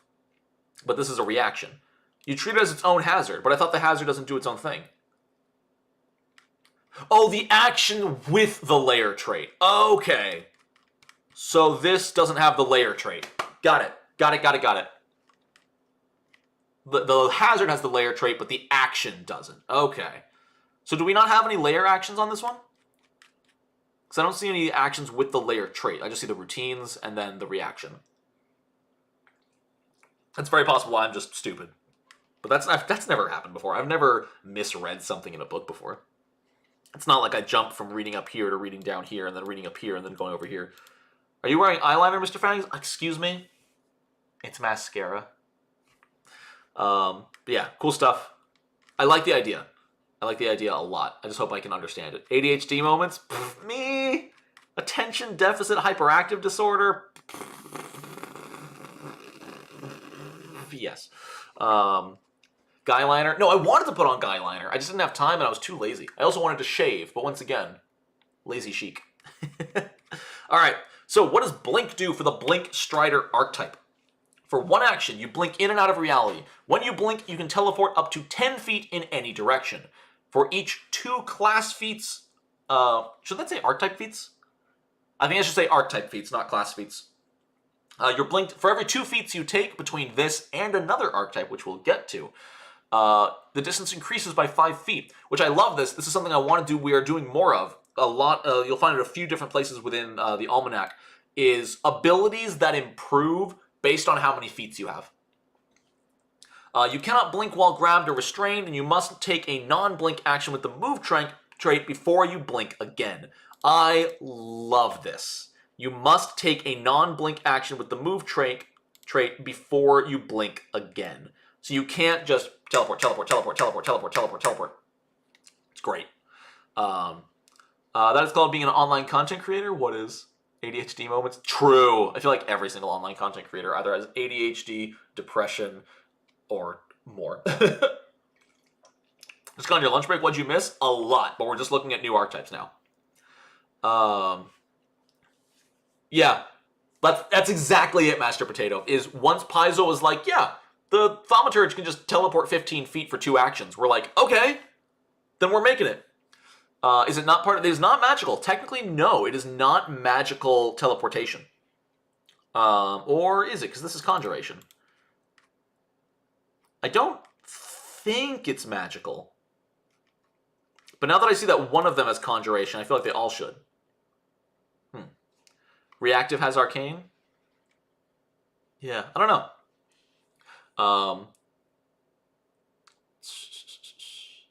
Yo, great role-playing, Debbie. Thank you for the 5, I think that's Australian dollars? Oh, I want to hear it read this out, please. That's so cool! Falling asleep to the dulcet tones of Nonat XD. Thank you. Thank you. I appreciate that. Good word, dulcet, but I believe it's dulcid. Am I wrong? Isn't it D-U-L-C-I-D? Because it's like sweet? Or is it dulcet? Am I the stupid one? No, it's dulcet. C-E-T. What am I thinking of? Alright, no, ignore me. I'm dumb and stupid. You win this time, Australia. Blink action itself has conjure. Oh, there it is. Okay, thank you. I'm glad y'all love me, even though I'm stupid. Escape grasp. You've learned... Also, can we talk about this artwork? Can we talk about how great this artwork is? You can see where they used to be. They blink, appear, and boom. You got the dulce part. I love this. It's such good artwork. He's really cute. You're not stupid. You were misinformed and willing to admit it. Hey, if you talk to 90% of humanity, they will say that being misinformed is being stupid. The problem is when you don't admit it. That's when you stop learning and admitting you were wrong about something. That is when your life starts going downhill. Never be afraid to be wrong. That's something I learned growing up, and it is one of the most important things I've ever learned in my life. Do not be afraid of being wrong. The more you fear being wrong, the less you learn. And the more you just assume you're right. It's a magical effect, but not a spell. Cool. Thank you, Potato. You've learned how to blink without the momentum of movement, albeit at a reduced distance. Whenever you use the escape action, you can attempt Arcana instead. If you critically succeed in an Arcana check to escape, you can blink in place of the stride granted by the escape action. So yeah, like you can take this on a spellcaster and it'll still work. You are right, Gus. That is exactly true. Being wrong is the way to eventually be right. Agreed. The only thing I know is that I know nothing. I believe that was Scrappy Doo who said that. How difficult is it to get gliding form? Where it's 5 feet down, 25 feet. Gliding is not a super common effect in PF2. I think there's a Goblin Heritage that can get it, but I could be wrong. Yeah, all this archetype gets you to do is the ability to just blink your eyes. That's all you can do. For 2 actions, as long as you can blink, you rush your opponent and then quickly appear behind them. Omae wa no shinderu. You stride up to half your speed and then blink. If you end this blink within reach of a creature, you may strike, and they're flat-footed. Very cool. That was Socrates who said that? Well, according to Plato anyway. He would have said it in Greek rather than English. Hey, it's all Greek to me. Blink out! As a reaction, a creature critically fails a strike against you, and you can blink. Making use of your foe's mistake, you seize the opportunity to better position yourself. You blink. I've been wanting something like this for so long. This was on an old... I had an ability sort of like this as a feat for a ranger subclass that I think we ended up scrapping. But I love the ability to, as a reaction when someone misses you, get out of the way. Just moving 10 feet is amazing. This is so good for a Magus, too. Absolutely. It's all geek to me. Can leaf fleshies glide? Is that true? Level 2 with the teleportation trait movement is a rough ask, especially the one that's usable inherently and almost without limit. That is why we kept it to 10 feet. Because for the most part, 10 feet is not going to get you much. At most, it'll get you across that 5-foot gorge. Remember, like, you can't teleport 15 feet until at least level 4, if not level 6. Because it's for every 2 feats you have. So it scales very slowly, and anything that is 10 feet away is usually easily achieved. The only place this is like a little overpowered is like gates, things you can see through. Yeah, like prison bars or anywhere you can see the destination, absolutely, it's a little bit powerful. But hey, Thaumaturge can already do it at level 1, so we figured if they can do it, why not anybody else? Especially with it being rare. With it being rare, your GM has the full capability to say, no!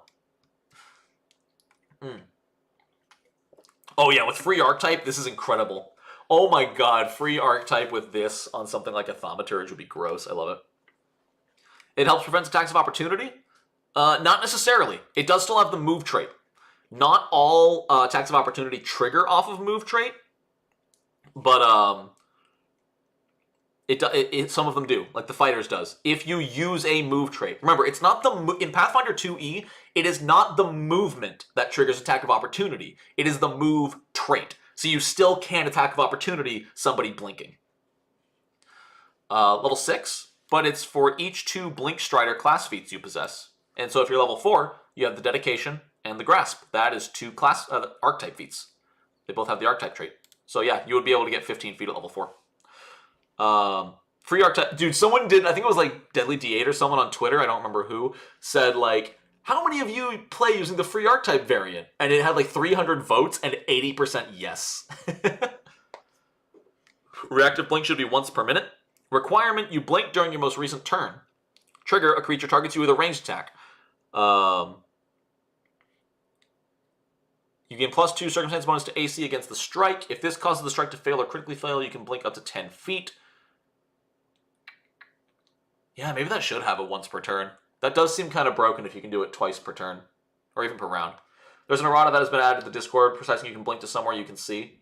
Awesome, cool. So we did add line of sight requirement. Good. Please tell me there's better meta magics. I don't know how many meta magics we're adding. There's a few, like Vitamancer is pretty good. I started out with no archetype till like level 4. Felt like the right call where you learned. Yeah, don't play your first campaign with free archetype, but play every other campaign with free archetype. I'm new. What is the free archetype? So Hemlock, there's things in the game called archetypes. I'm sorry, I'm treating you like you know nothing. Just bear with me. These are different from classes. Normally, in order to take one, you need to sacrifice a class feat. So if you hit level 2, instead of taking a class feat, you take the Blink Strider Dedication. You don't get a feat from your class, but you do get the benefits here. Free archetype is every even level, you get a class feat and an archetype feat. It doesn't break the game like a lot of people think it might, because archetypes are usually weaker than available options for your class. So this lets you take your class identity feats as well as some bonus flavor from the archetypes without sacrificing something. I will nerd-splain all over the place, Potato. Alright. Forceful Teleport. For 2 actions, you push the limitations of your teleportation at the cost of accuracy. You blink up to twice your usual distance, but you end your teleport 5 feet away from your intended location in a random direction. And the flat check DC for your blink... What was the flat check DC? Oh! Oh, I didn't see that part. I completely glossed over this. Each time you blink, attempt a flat check with a DC of 5. Every single blink has a 25% chance of knocking you prone. That's kind of important, and I completely overlooked that. That's very important. I agree, Nick. That's why I like to explain it in so much detail, is to make sure they know that taking an archetype does not penalize you. It only gets rid of a feat, not your basic class features. If I'm understanding this correctly, this archetype allows you to be your own shadow clone? Kind of. I'm not usually a nerd-splainer. I'm the kind of person who I will nerd-splain when I think it's beneficial. I will not nerd-splain to make myself look smart, because I already know I don't look smart. I only use it when I think it'll be beneficial to the explanation itself. I do this weird thing. It's pretty rare on the internet. You might have heard of it. It's called treating other people with respect. So I'm not going to over-explain something to someone who clearly knows what I'm talking about. We didn't cover the rock people this time, Bravely. We covered them last time. But yeah, this is cool. So you have a 50% chance of falling prone, but you can blink twice as far. Explain it to me like I'm 5. When you roll dice, stuff happens. Ah, I've been splashed by Truly. Respect on my internet. As long as you have... Fine, hold on, let me get the glasses. They're my girlfriend's glasses, so... Bear with me.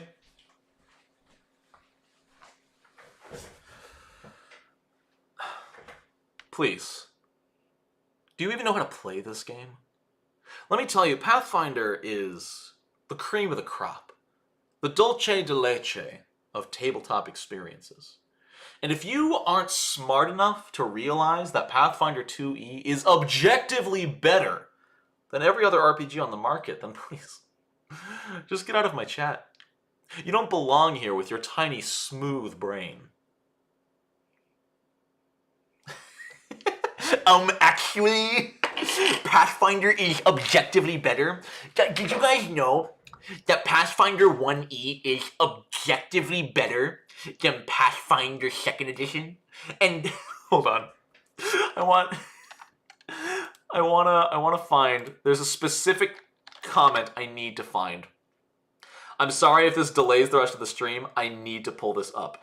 It was the funniest Pathfinder 1e diehard I've ever seen. Like, in the history of this channel. I've seen a lot of them. Let's see. Where is it? Can I find it? Let me see. I don't know how far back it was. But this is so important, because I need to share it with you. Because it was just the funniest thing. I wish it was easier to start. I'm filtering my comments by Pathfinder 1e. But, like... there's so many people who comment about 1st edition. Let me see. I wish I knew what video it was. I think it was on my 5 major differences. I really, really wish... I won't spend too long looking for this. I it's just so good. I just wish I knew where it was or who said it. Because, my God, I laughed so freaking hard. GURPS more like MERPs. Man. What if I filter by Paizo as well? Can I not? Pathfinder 1E.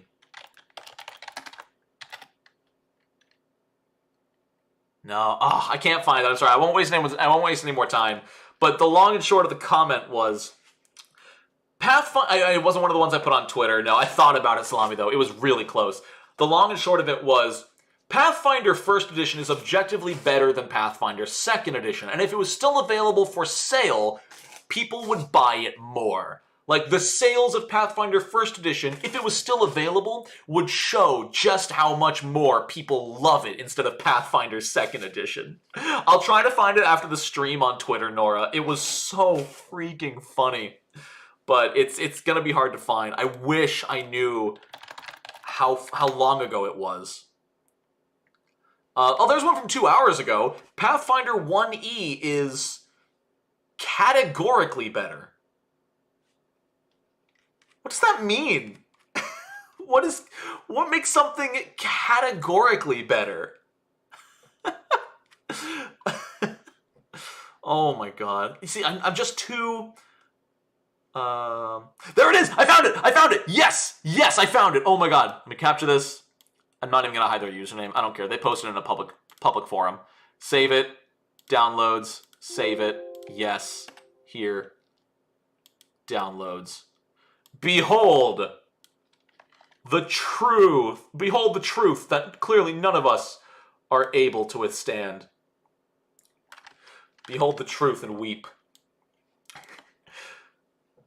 Pathfinder 2E is inferior to Pathfinder 1E. Therefore, the best Pathfinder 2E books do not exist. Paizo messed up with 2E, and if they still printed 1E, sales would show it. Buddy, how delusional can you be? They don't give any reasons. It just is. Guys, they don't need reasons. They posted a YouTube comment. That makes it true. No, you see, they don't need to explain why, Salami. That's what they're saying is there's no way to prove it anymore. If they still sold Pathfinder 1E, obviously it'd be easy to prove. But they don't, so you'll just have to take my word for it. It's just the funniest thing I've gotten in forever. Oh, it's so good. I'm honestly curious how fast PF2 is catching up to PF1 sales. I'd be really, really curious to find out. Actually, let's do an experiment real quick. Let's do a real quick experiment while we're here. Browser, okay. Not browser. Do I have a second window capture? I do. Oh, perfect. So if we go here, we go to Google Trends. Oh, actually, this is not going to work how I thought. And let me see. Because Pathfinder role-playing game. The problem here is Pathfinder 2E does not show up as a Google trend, which is unfortunate. So I don't think this is going to be accurate. Yeah, this isn't quite an accurate thing, because Pathfinder 2E isn't... This is recognized as a game. And then if I just put in Pathfinder, the search term, it's going to show the... a lot of this is Apex Legends. There's a character in Apex Legends called Pathfinder. And also the car exists as well. So unfortunately, there's no way to really compare it here, which sucks. But yeah, no, the sales are absolutely there. It's hilarious to me. How long are you going to tease teleporting flurry until you show it? I could just sit here for like another 12 minutes. See, clearly Pathfinder better than Pathfinder 2E. Oh, he was talking about the car. The car is better than the role-playing game. What about Paizo? Oh, actually, I do want to see let me see the spike of Paizo. I'm not going to compare it to anything, but I do want to see the spike of Paizo in the last week. Oh my God! Let's look at the last 5 years. Oh my God! Look at that! You know, you can barely see it. You can see it going up past me, though. Like, you can see it on the freaking... Damn! Look at that. Look at that. What if I look up? Can I look up myself on here? I've never tried. Let's go! That's me! That's me right there! Look, it's me! Wait, how are people... I guess I have been around this long. Wait, the channel didn't exist in 2019. I have questions. Hilarious. Alright, let's look at Teleporting Flurry. Alright, Teleporting Flurry. 3 actions. Once per hour, it is behind chat. I'm so sorry, it's behind you, chat. You teleport rapidly, striking as many creatures as you can. Roll your blink flat check once before making your attack roll. On a failure, make a strike against 1 creature within range. On a success, make a melee strike against each creature within range of your blink to a maximum of 3 total strikes. Make 1 attack roll and compare it to the AC of each creature. This counts as 3 attacks for the attack penalty. You end your action adjacent to a creature of your choice. Good stuff. It's just, it's very similar to Whirlwind Strike or the Path of Iron from the martial artist one. And yes, this is also something else we're experimenting with. Blink Strider. Oh my god, it is Master Yi. Oh no, sequel, why would you tell me that? It's just Master Yi. I hate you. I hate you so much. It's just Alpha Strike. Oh god. Anyway, this is an interesting thing. Because this is the first time, to my knowledge, an archetype has ever been a requirement for another archetype. In order to take Blink Striker, you need Blink Strider. Like, you need a different archetype to take this archetype. And you can see we sort of worked around it. They count for each other. We changed the special text, so it makes sense. Oh no, you're totally right. You're totally right, Potato. Hell Knight Arbiter or something. Yeah, the Hell Knights are a thing. Because of their social hierarchy. But, yeah. So the Striker attacks with the attack... Okay, actions with the attack trait are considered to have the move trait for the purpose of blinking again. Remember, in order to blink again, you need to take a move action between blinks. But this allows you to blink, attack, blink, which normally you would not be able to do. Close the gap, 1 action. You are wielding a weapon with the thrown trait. Make a ranged strike with a thrown weapon, then blink to a square adjacent to the target. You finish your blink with a thrown weapon in your hands unless you failed your flat check to blink, in which case it is on the ground next to your prone body. So this is a fun one. This is a throw it and then teleport next to someone. It hits them and you grab it. You were wielding a weapon with a thrown trait? Yeah, to the target. Yeah, so you hit them with a thrown weapon. It bounces off of them. You teleport next to them and grab it out of the air. Freaking cool. Portal Precision. You find vulnerable points in the split second between arrival and awareness. You do need the behind you feat from Blink Strider, so keep that in mind. When you strike a flat-footed creature using behind you, you deal an additional 1d6 precision damage. Gives you a little bit of boop boop, a little bit of sneak attack. Yo, no lanky, thank you for 7. It is also a flourish. It's a flourish and an open. Spear support, yes. Redirecting blink. As a reaction, if a creature fails to shove or trip you, you can blink into their space and they fall prone in your space. Yo! Yo, that's so cool! It's like hyper specific because they need to specifically fail to shove or trip you. But you just like teleport behind them. Boop! Like, as they're about to push you, you blink out of the way, and they, like, fall forward, and you just, like, give them that little extra push down. Oh, I love that. It doesn't take, like, a check or anything. And it's still their turn, so they can get back up. But if that was their third action, you push them, they're stuck on the ground. Oh, it's so good. No comprehend. Our space. Top 8 spaces of pain. Favorable angle. You need to have the portal precision from before. Unchained from 3-dimensional reality, your attacks arrive from unanticipated angles. What are we, Hounds of Tyndalos? Whenever you blink, your next strike against a flat-footed creature during that turn deals the precision damage from Portal Precision. Oh, whenever you blink. Ooh, okay, so it's no longer required to just use behind you. You can always just blink and attack. And if they're already flat-footed, so you blink into flanking, you get that 1d6 bonus damage. Nice. Josh, you're about 30 minutes too late on the Nothing Personnel, kid. Also, excuse me, spell it right. It's Nothing Personnel. It's not personal. Yeah, General Knight beat you to it. Hi, Josh. Great to see you. 2 places at once. Blinking around your foe, you attack from all angles at once. When you blink, you still threaten as if you were in the space you left for the purpose of flanking. This effect lasts until the beginning of your next turn, and you can only threaten one space at a time in addition to your current location. If you blink again, this applies to your new blink of origin instead. If you fail a flat check as part of a blink, this effect does not apply until you blink again. This is passive. This is passive self-flanking. Yeah, this is how you play Nightcrawler in Pathfinder 2e. It's a little bit like Mirror, but all it does is flank for you. It's a little bit weak because all it does is flank, but it's a little bit strong because it's passive. This does not this does not require any actions, reactions, free actions, or anything. It is just a permanent upgrade to your blink. And finally, Portal Frenzy. For 3 actions, once per hour, you launch a frenzied assault of flickering attacks. You tear into your foe from all sides. You blink to within reach of a creature attempting the flat check. On a failure, you make a melee strike against the creature, then fall prone. On a success, make 3 strikes against the same creature, blinking to a space within reach an additional time between each attack. You are treated as if flanking with yourself for the 2nd and 3rd strikes, and you automatically succeed at the flat check for the additional blinks.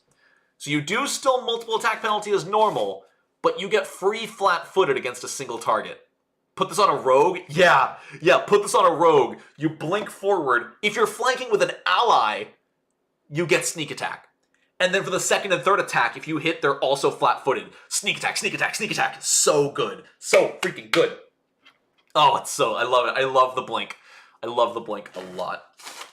You can flank with yourself. Yeah, Judith, yeah. You go full on swashbuckler and maybe figure out how to get him to be a champion archetype for his religious stuff. All right. But now for my favorite of this package. The blinking stuff is cool. I am a big fan of Storm Dancer. Whether through devoted admiration of storms or an unfortunate incident with a bolt of lightning, you have manifested the awesome power of a thunderstorm.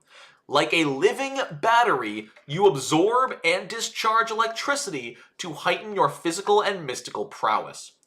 The dedication just gives you electric arc. It gives you electric arc and electric resistance equal to half your level. Whenever a Storm Dancer action requires a saving throw, the DC is either your class DC or spell DC, whichever is higher. Keep in mind, this only applies to Storm Dancer DCs, not the DC of electric arc. Also, the last thing, you can target yourself in addition to the electric arc's other targets. When you cast electric arc, you can zap 2 people and yourself. Why would you want to do that? Let's find out. Lightning Rod, level 4. As a reaction, once per minute, if an adjacent creature would take electric damage, you take it instead. So if you and an ally both get hit by electric arc, you can actually just suck the electricity from them and you take it twice. But you have electricity resistance. At 12th level, this reaction no longer has a frequency. Additionally, when you use this reaction, you gain plus 10 foot speed for 1 round. Thunderstep. For 1 action, once per turn, you can step. After you move, each other creature adjacent to the space you left takes sonic damage equal to half your level and attempts a basic fortitude save. If they critically fail, they're deafened. This is once per turn, you just boom, 2 damage. Boom, 2 damage. At 12th level, in place of a step, you can stride without triggering reactions. So why would you want to zap yourself? We'll find out. We haven't found a reason for that yet. Charged Metal. 1 action. Once per 10 minutes. Oh, this one's so freaking cool. I love this one. You supercharge a metal weapon within your reach. Until the start of your next turn, the wielder's first strike each turn with the charged weapon deals 1d12 additional electricity damage. Additionally, the weapon's wielder gains a +1 bonus on attack rolls with the weapon against creatures made of metal or wearing metal armor. This ability recharges when you take electricity damage. Ooh, even if it's reduced to 0. At 14th level, charged metal can now target up to 2 weapons within 30 feet. So you can either wait 10 minutes, or maybe you just zap yourself with a little bit of electric arc, and then you can do it again. Dancing Bolt, 2 actions, once per 10 minutes. One target within 120 feet takes 1d12 electric damage and attempts a basic reflex save. You then teleport to any space between you and the target. At 8th level and every 4 levels thereafter, the damage increases by 1d12. This ability recharges when you take electricity damage. At 14th level, Dancing Bolt can now target up to 2 enemies if both are within 60 feet, and a target that critically fails its saving throw takes persistent electric damage equal to half your level. So again, you can either use these once per combat, or zap yourself a little bit, get yourself a little bit of that jolt, and do it again. Automatic Electric Harmonics. Whenever you cast a spell or use an action with the electricity trait, electricity surges through your body, granting you a +1 circumstance bonus on reflex saves. The next time you become the target of an attack, you may use the higher of your AC or reflex DC when we're determining the results. At level 8, you can use reflex instead of armor class. If you have a super high dexterity, that's nuts. Like, I'm trying to think, if you are a rogue, you get Master Reflex, I think at level 7, right? I think they get Master Reflex at level 7. Let me see. Because you don't need to be a spellcaster to take this, right? Yeah, you don't need to be a spellcaster to take this. You get Master Reflex at level 7, which is a +6. Let's say you are level 8, and looking at this. 6 from Master, 8 from level is 14. Let's say you have 18 dexterity, that is +18. That is a 28 reflex DC. Versus, if you're only... Are you even expert in armor at that point? I don't think you are. Yeah, you're not even expert in armor at that point. So you're trained in armor. When do you get expert in armor? Level 13. Yeah, so at level 8, you're only trained in armor. So you would have probably like maybe +1 leather, giving you +2, +8 from your level is 10, +4 from your dex is 14. That only gives you like a 24. That's like a 24 armor class compared to a 28 reflex DC. This is not going to be useful for every character, but for someone like a rogue who gets garbage armor proficiency, that's amazing. Remember, rogues end expert, whereas they get in armor, but they end legendary in reflex. It's only against one attack? Absolutely, yeah. If it was against all attacks, it would be broken as hell, and it's only when you cast a spell, so it's 1 attack per round. But that's still... 1 attack per round, give yourself +5 AC, and then don't forget you have freaking Uncanny Dodge, or whatever it's called in PF2, to give yourself +2 again. Like, against 1 attack per round, your AC can skyrocket. And no, I'm not wearing guy liner, Brian. I'm wearing mascara. Thank you. Yeah, so it's limited, but it's amazing. Also, reflex saves don't get dex capped. So if you have like an Apex item and you've got a +7, +8 dexterity, good stuff. Here for the Luscious Lashes? Thank you, Nick. Electric Veins. Dodge wouldn't boost your... Oh, you're totally right. No, it wouldn't apply because, yeah, dodge boosts your AC, not your reflex DC. Thank you for correcting that. Electric Veins. Your electricity resistance becomes equal to your level instead of half. Additionally, whenever you critically succeed on a saving throw against an effect with the electricity trait, you become quickened for 1 round, which can only be used to step, stride, or thunder step. You're starting to see why you want to electric arc yourself. If you can somehow manage to electric arc yourself, which... Yo, hold on, is the big brain build for this a 10 charisma rogue with an 18 dexterity? Because this becomes a... Because this is an innate spell, right? Yeah, innate primal. So it's going to use your charisma because it is an innate primal spell. Which means if you have a 10 charisma and only trained and you never go beyond trained, zapping yourself is going to be a super low DC.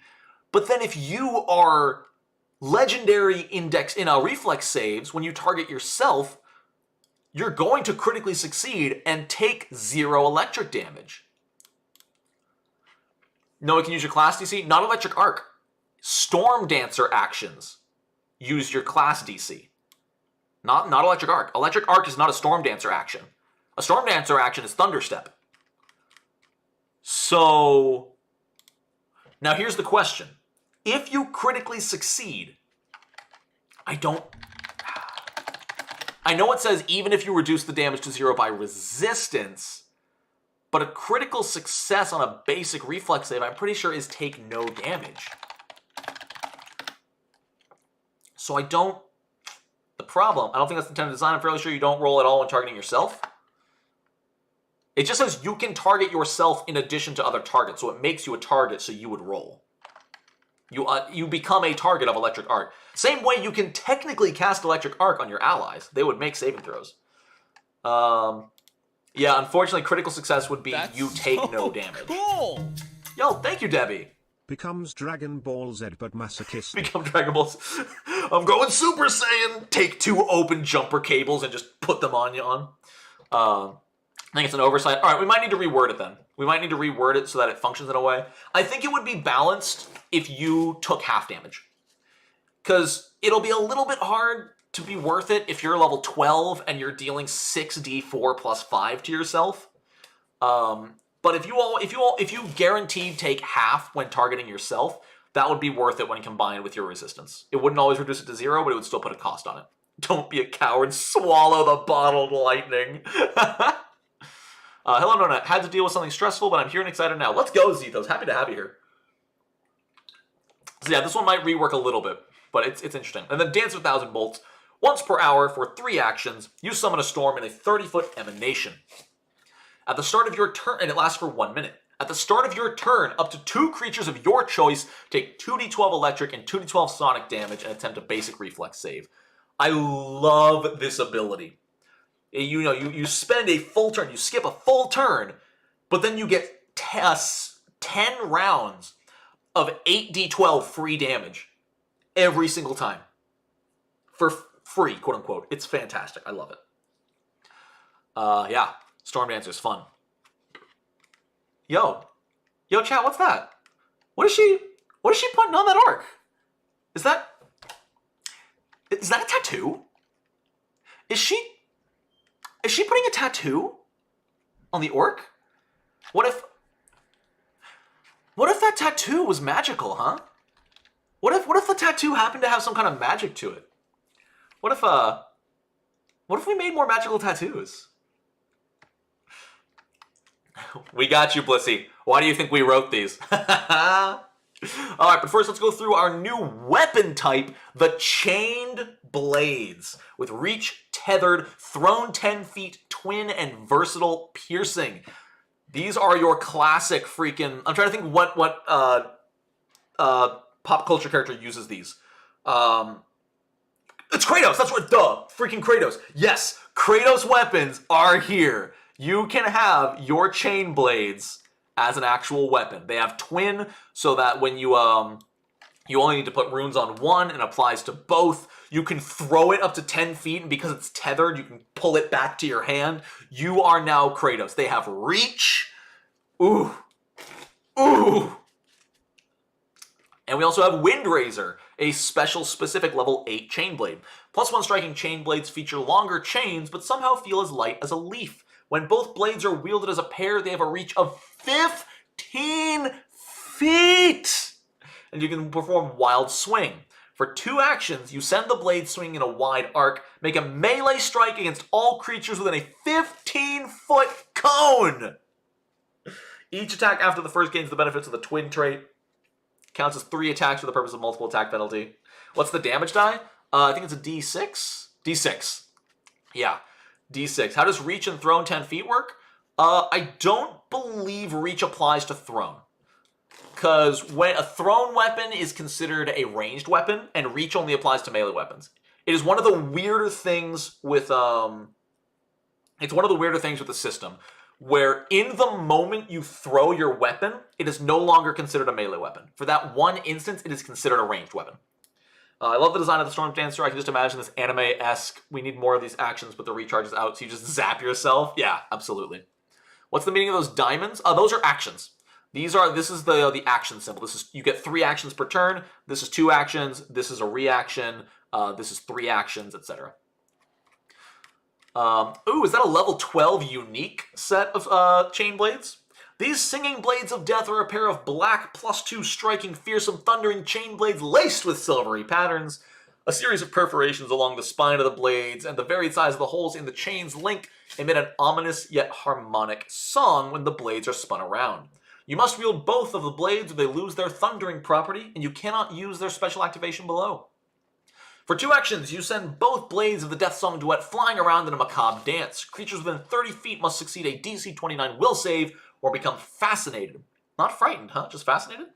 You can extend the duration of this effect for 1 round by keeping the blades spinning around you with an interact action. Creatures who succeed their will saving throw or are no longer fascinated become immune to Song of Death for 24 hours. The fascination does not end when you use hostile actions. That is better. That is definitely better. Because the issue with fascination is that it ends so easily. But as long as you are still being fascinating, it does not end. So that still gives them penalties to, I think, perception checks. Is it will saves? I forget. Fascinated does something else weird. The issue with fascination is how easily it goes away. Why are pronouns traits? It's the least obtrusive way to include them that doesn't get in the way of mechanics but still represents the character. That's why they're traits. Because if we put them in the actual like stat block mechanics area, it's going to bloat that. But as a trait, it doesn't get in the way. It's good representation. People can still see at a glance what the pronouns of a specific character are. Sort of That's the best so of every world. Cool! Yo, that's so cool, Marion! Stupid question, does PF2 allow the option to willingly fail a save, not attempt to resist it? You could zap yourself then even higher that reflex. is infinitely and permanently... It's debated at every single table. At my table, no matter what system I'm playing, I'll allow you to automatically fail something. Let me see. Does someone give a book? Well, the book is not page 304. You know what? Let's look at this together. Let's look at this. Let's go to this page 304. Because this is something that I want to settle. I've never actually been given a page number. It's a GM discretion option. I would believe that. I would very much believe it's GM discretion. 304. 302. 303. 304.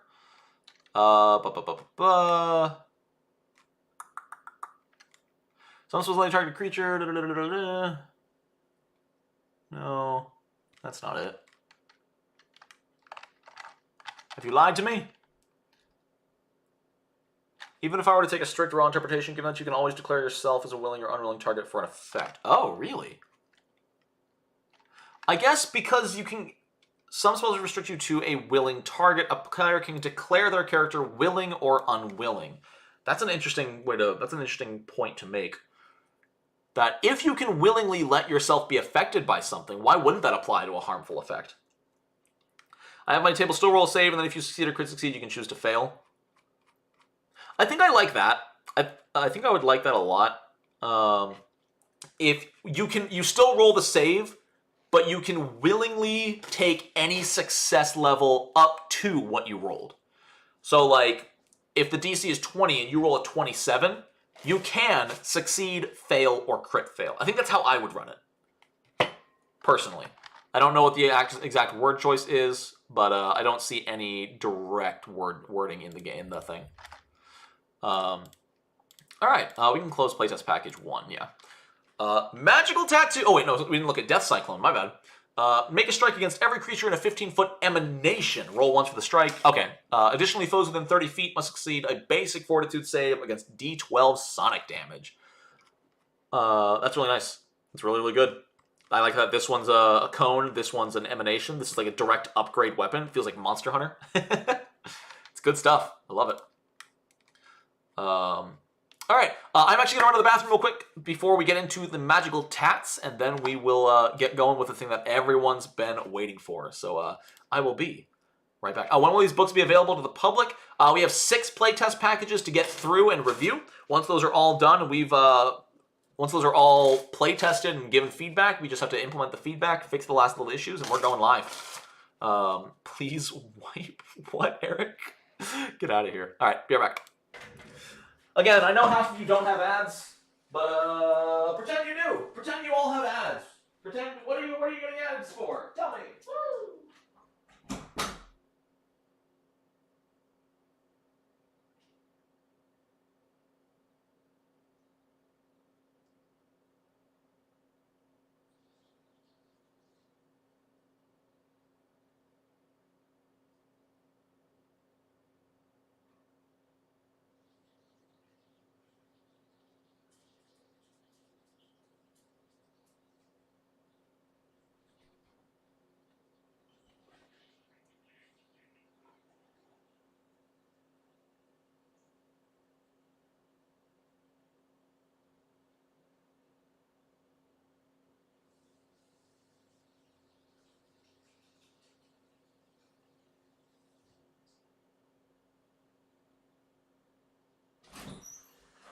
How was your advertisement? Please, tell me in chat, what did you get an ad for? What is YouTube clearly putting in front of your eyes? I have a question. We're going to find out together what the answer is. That's so cool! Chat, For immaculate ads. Here I come. Here I come with my question, and I hope you have a good answer for me. All right? Whoa! Thank you!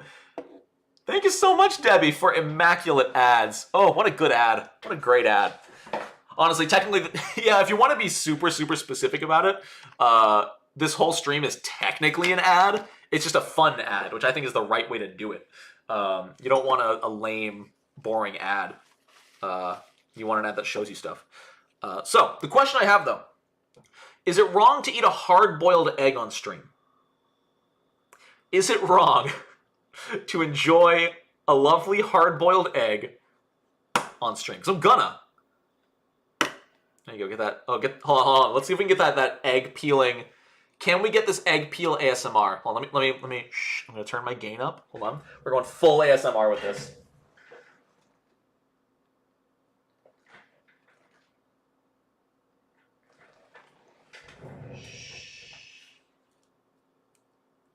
Let me go full screen. That's so cool! Okay. For immaculate ads.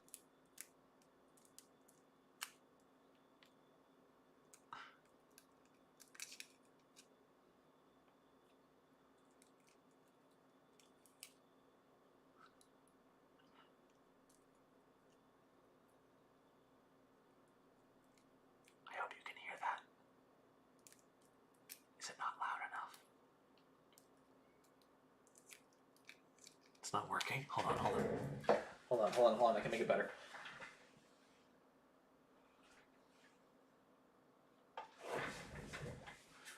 Okay.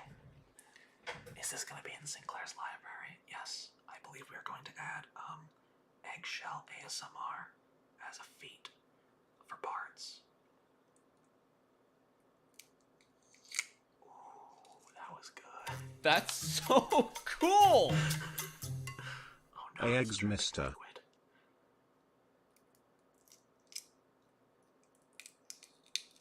Oh, do you hear that?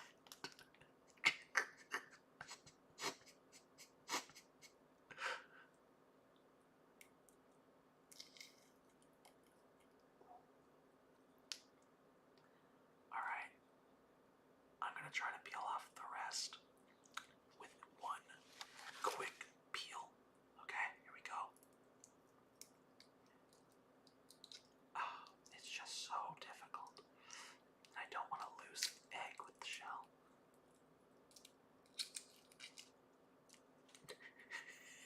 Obscura.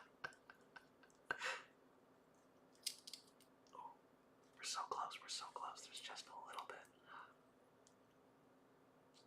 And there it is. A lovely hard-boiled egg.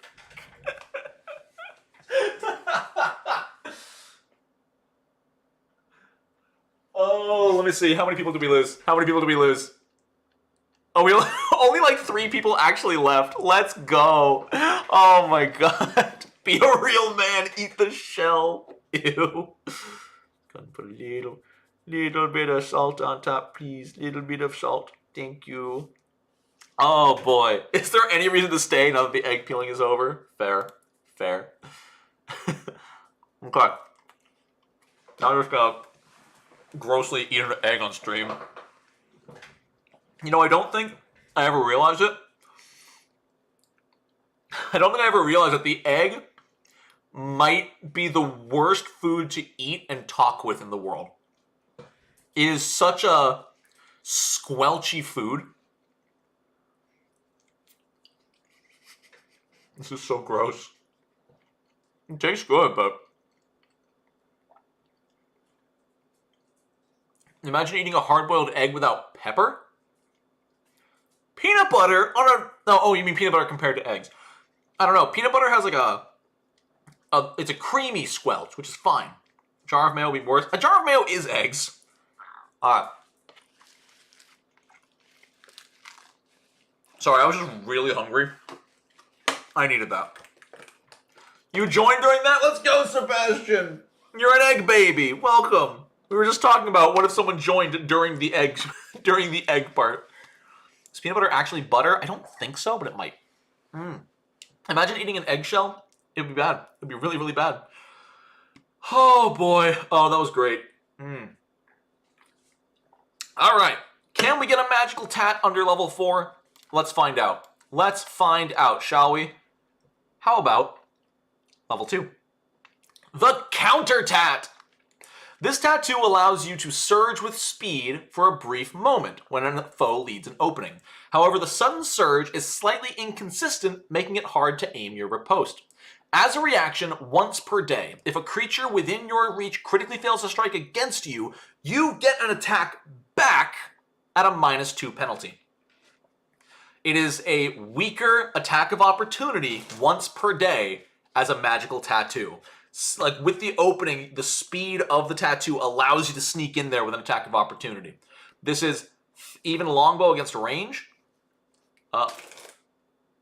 I think we're gonna need to range check that Obscura.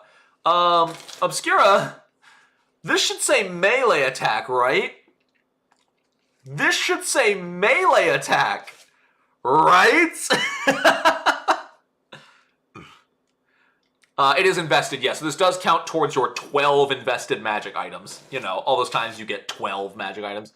That rules is written. This is a playtest, Nora. This better be melee only. Please, Obscura. A creature within your range is the trigger. It just says reach. Like, that's confusing because like what about spell attacks? No, it says strike. If it was a strike against you, and make a strike. So no, spell attacks are not strikes. Reach means melee. Doesn't it? The reach trait means melee. It's tough. Let's see. What is the trait? I feel like I could use some rewording. Reach and range. Yeah, reach and range increment are not the same thing. It's just tough because reach is a trait. I would still add melee. I would still add melee to make this clearer. It's just that kind of thing that could be so easily. Oh yeah, let's actually look at opportune riposte. Let's use that as the baseline. Opportune riposte. The foe within your reach critically fails to strike against you, but opportune riposte says a melee strike. So technically, all right. Here's some wonky little rules as written. If you are wielding an open hand and a crossbow, if the creature is within your reach, if they're next to you, they're still within the reach of your unarmed strike. But it doesn't say you have to use that strike for your effect. So as a reaction, because they're within reach of your unarmed strike, you can strike them with your crossbow. Technically legal. Yeah. Yeah, I think it needs a little bit of rewording. It's a hack for sure. The greater counterattack at level 10 lets you do it 3 times per day with no penalty, which is great. But did you reload? You don't know. You weren't there. This is how we make Legolas melee archer. Yeah. Level 18. I want people to know there are way more magical tattoos than just these 2. There are way more. Honestly, I wouldn't blame my designers if they only added 2 to the playtest as a reference to the fact that there's only 2 in existence right now. Whipping a gun targets 15 feet away. They miss, so you shoot them. Oh my god. It's so good. There's 20-ish. There's going to be 20 plus tattoos. Let's go. Alright, so Rising Phoenix Tattoo, level 18. Once per week, when you would die, this tattoo surges with fiery brightness and bursts forth, reducing your body to a pile of ash and dealing 18d6 fire damage in a 15-foot emanation. Only to foes. That's a rare one that doesn't hurt allies. Also, I missed it. Thank you for the $1 anonymous AXMR. They missed, so I shot. Then I missed, so they shot. They missed again, so I shot. 1 minute later, if the ashes have not been scattered, You rise again from the ashes at full HP! The Rising Phoenix tattoo cannot trigger if it is destroyed by what killed you or if there are no remains to turn to ash. Woo! Woo! Only a DC 38. It's fine. I mean, it's level 18. That's actually not crazy. If you assume plus 18 just from level, if someone's a master in it, that's plus 6, so plus 24. They're already passing on a 14. That's without any ability score or bonuses or anything. Not too hard. Cool. All right, y'all. We got a couple fancy feats here. Okay, we're not at the title namesake yet. So let's start here. New general feats. We have not gotten like new general and skill feats in a long time. So, pet. You have a friendly pet to join you on your adventures. Though somewhat magical, it falls short of being a full familiar, though it is still just as loyal. You gain a familiar using the rules in Chapter 3 of the core rulebook. The type of animal is up to you, but it doesn't gain any familiar or master abilities except those related to its form. If you would gain a familiar through another means and are at least level 2, you gain improved familiar as a bonus feat. It's just chill. It's just a chill little pet. Like, if you want a mechanical reason to have a pet and you're not a familiar class, you can. Good dog. You just get a good dog. Scattered petals. I wish I could move the chat. I should have done this a long time ago. Let me go ahead and turn chat off on screen. Yeah, also, like, you can be a fighter with a pet. Exactly. Save that. There we go. For a reading stream like this, that must have been annoying the whole time. Scattered petals. You need to be trained in athletics. When you disarm your opponent, you can send their weapon flying. When you critically succeed at a check to disarm an item, you can choose for the weapon to land 20 feet away in a direction of your choice. Is that disarm support? Are we supporting the disarm action? Yes, we are. No longer will they be able to get their weapon back with one action. Now, you can throw it away. Disarm support in this day and age, in this part of the country, localized entirely within your kitchen. Yes. Oh, man. Yeah, toss it backwards. Toss it into your allies. Like, you disarm them, you throw it backwards next to your barbarian. Yeah. It's like a real disarm instead of just, I'm going to knock it onto the ground. Dexterous Hands, general feat. For one action, you can swap your weapons around more efficiently than most. You interact to put away the weapon you are currently wielding, and interact to draw a different... Oh! My god! I love it! I haven't seen these feats. I haven't seen these ones at all. Let me tell you, one of the biggest issues in Pathfinder 2e is switching weapons. That's true of almost any TTRPG. Normally, you have to drop it and draw it. But now for one action, you can stow and draw. You can stow and draw, chat! You can stow and draw! Like, that saves you a freaking action in a lot of situations. Yo, what's up, Bernardo? Great to see you. The stow and draw.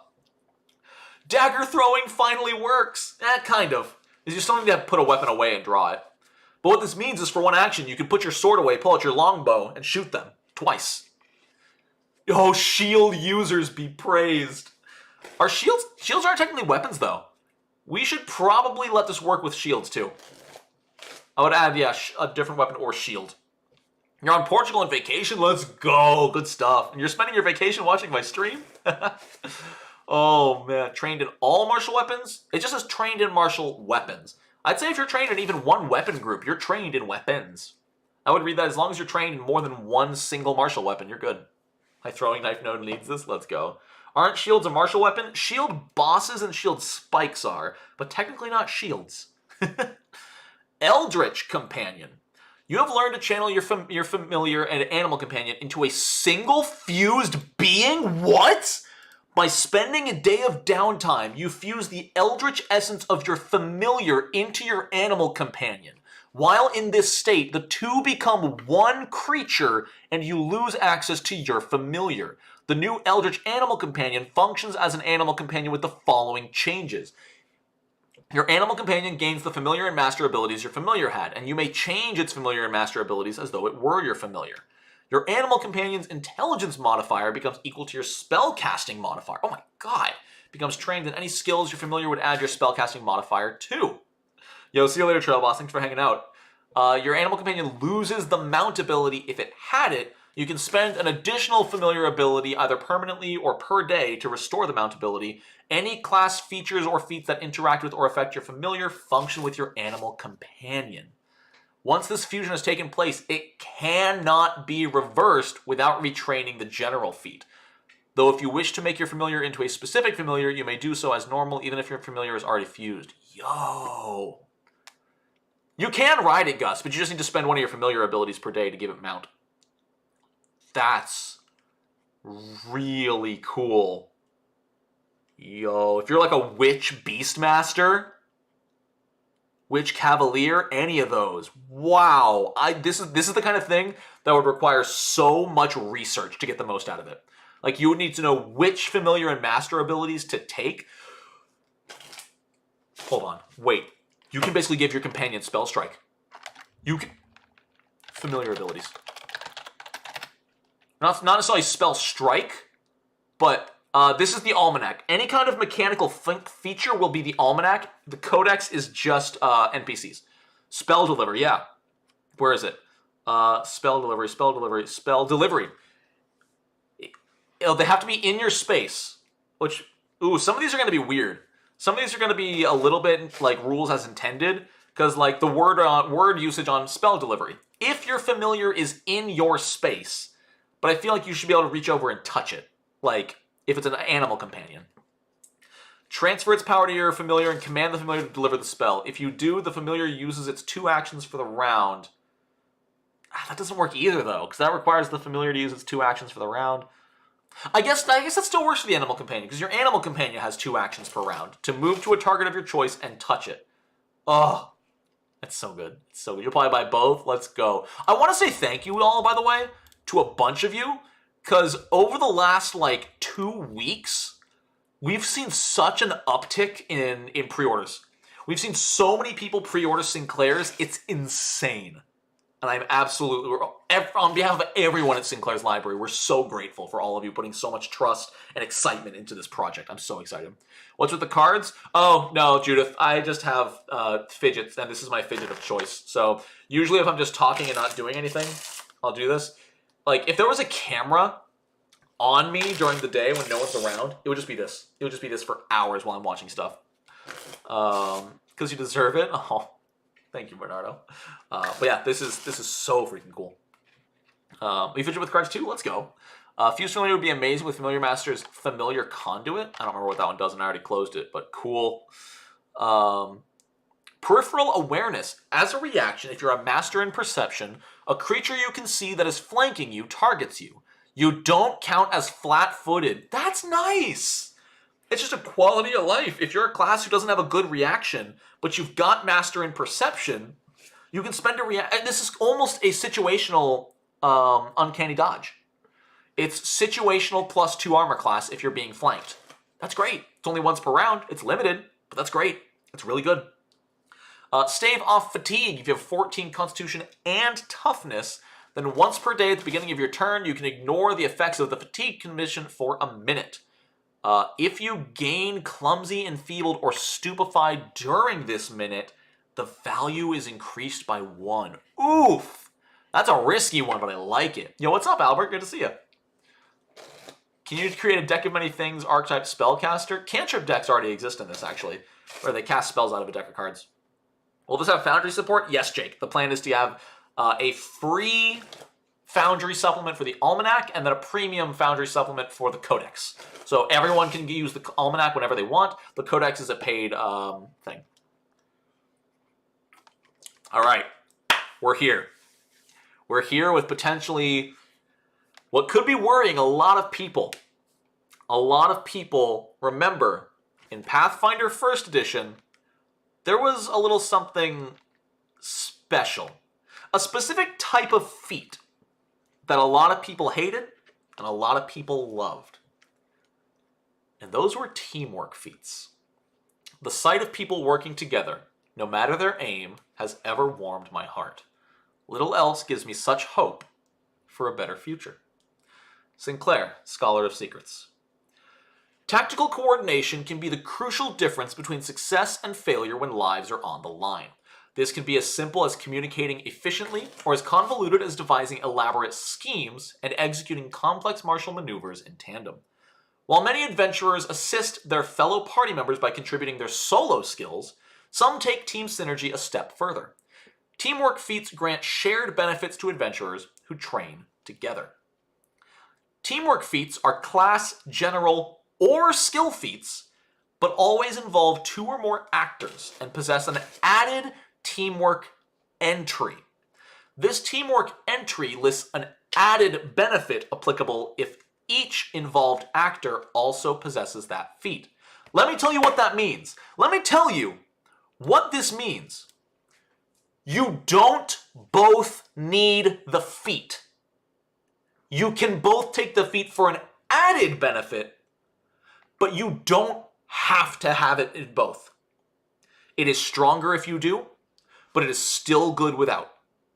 That was the biggest issue with 1E, and we wanted to fix it while not completely losing the flavor.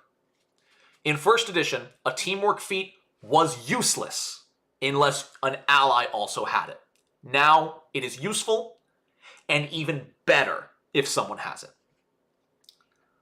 So let's go ahead and take a look, shall we? Behind me, this one is a class feat. Just to reiterate in case you missed it, each of them is going to have a trait of class, skill, or general. You will need to set, you can take this in place of that feat.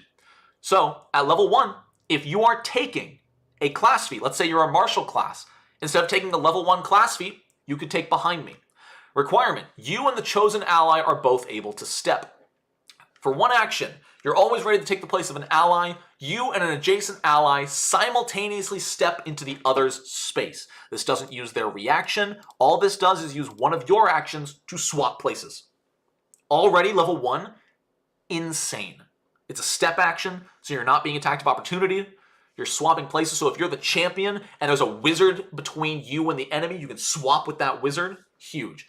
If you both have Behind Me, you may use it as a reaction with the following trigger. An adjacent teammate is the target of a melee attack that you become aware of. After swapping places, you are the new target. You stand adjacent to your wizard, someone tries to attack them in melee, you swap with him and take that hit for them. Yeah, these are some fun. Well, that's, again, champion needs, absolutely. And what I love is that Behind Me, only the champion needs it. The champion gets even better positioning with this. It's so good! Ah! Many hands make light work. Level 1 skill feat. You need to be trained in thievery with subtle theft, which I think is a skill feat. I can't remember off the top of my head. You've become quite adept at coordinating your larceny with allies. When you steal, if an ally is within 10 feet of both you and your target, you apply the penalty from subtle theft to the target's perception DC. Which, let me double check what subtle theft does, just so I know. When you successfully steal something, observers take a -2 penalty to their perception DCs. Whereas this is... when you successfully steal something... Oh, subtle theft requires a successful steal. This just gives them a penalty... Wait. When you steal, this applies to the target too. Oh, subtle theft only applies to onlookers, not the creature. This makes it apply to the creature. Oh! And then if you both have it, when you fail but not critically fail a thievery check to steal or palm an object, one of your teammates can spend a reaction to create a diversion. In place of the normal effect, any creature who your teammate succeeds against is not considered to have witnessed your attempt. Partners in crime, straight up. Is that the one where he's flipping the card around and he throws it behind his back and it flies into the other guy's hand, General Knight?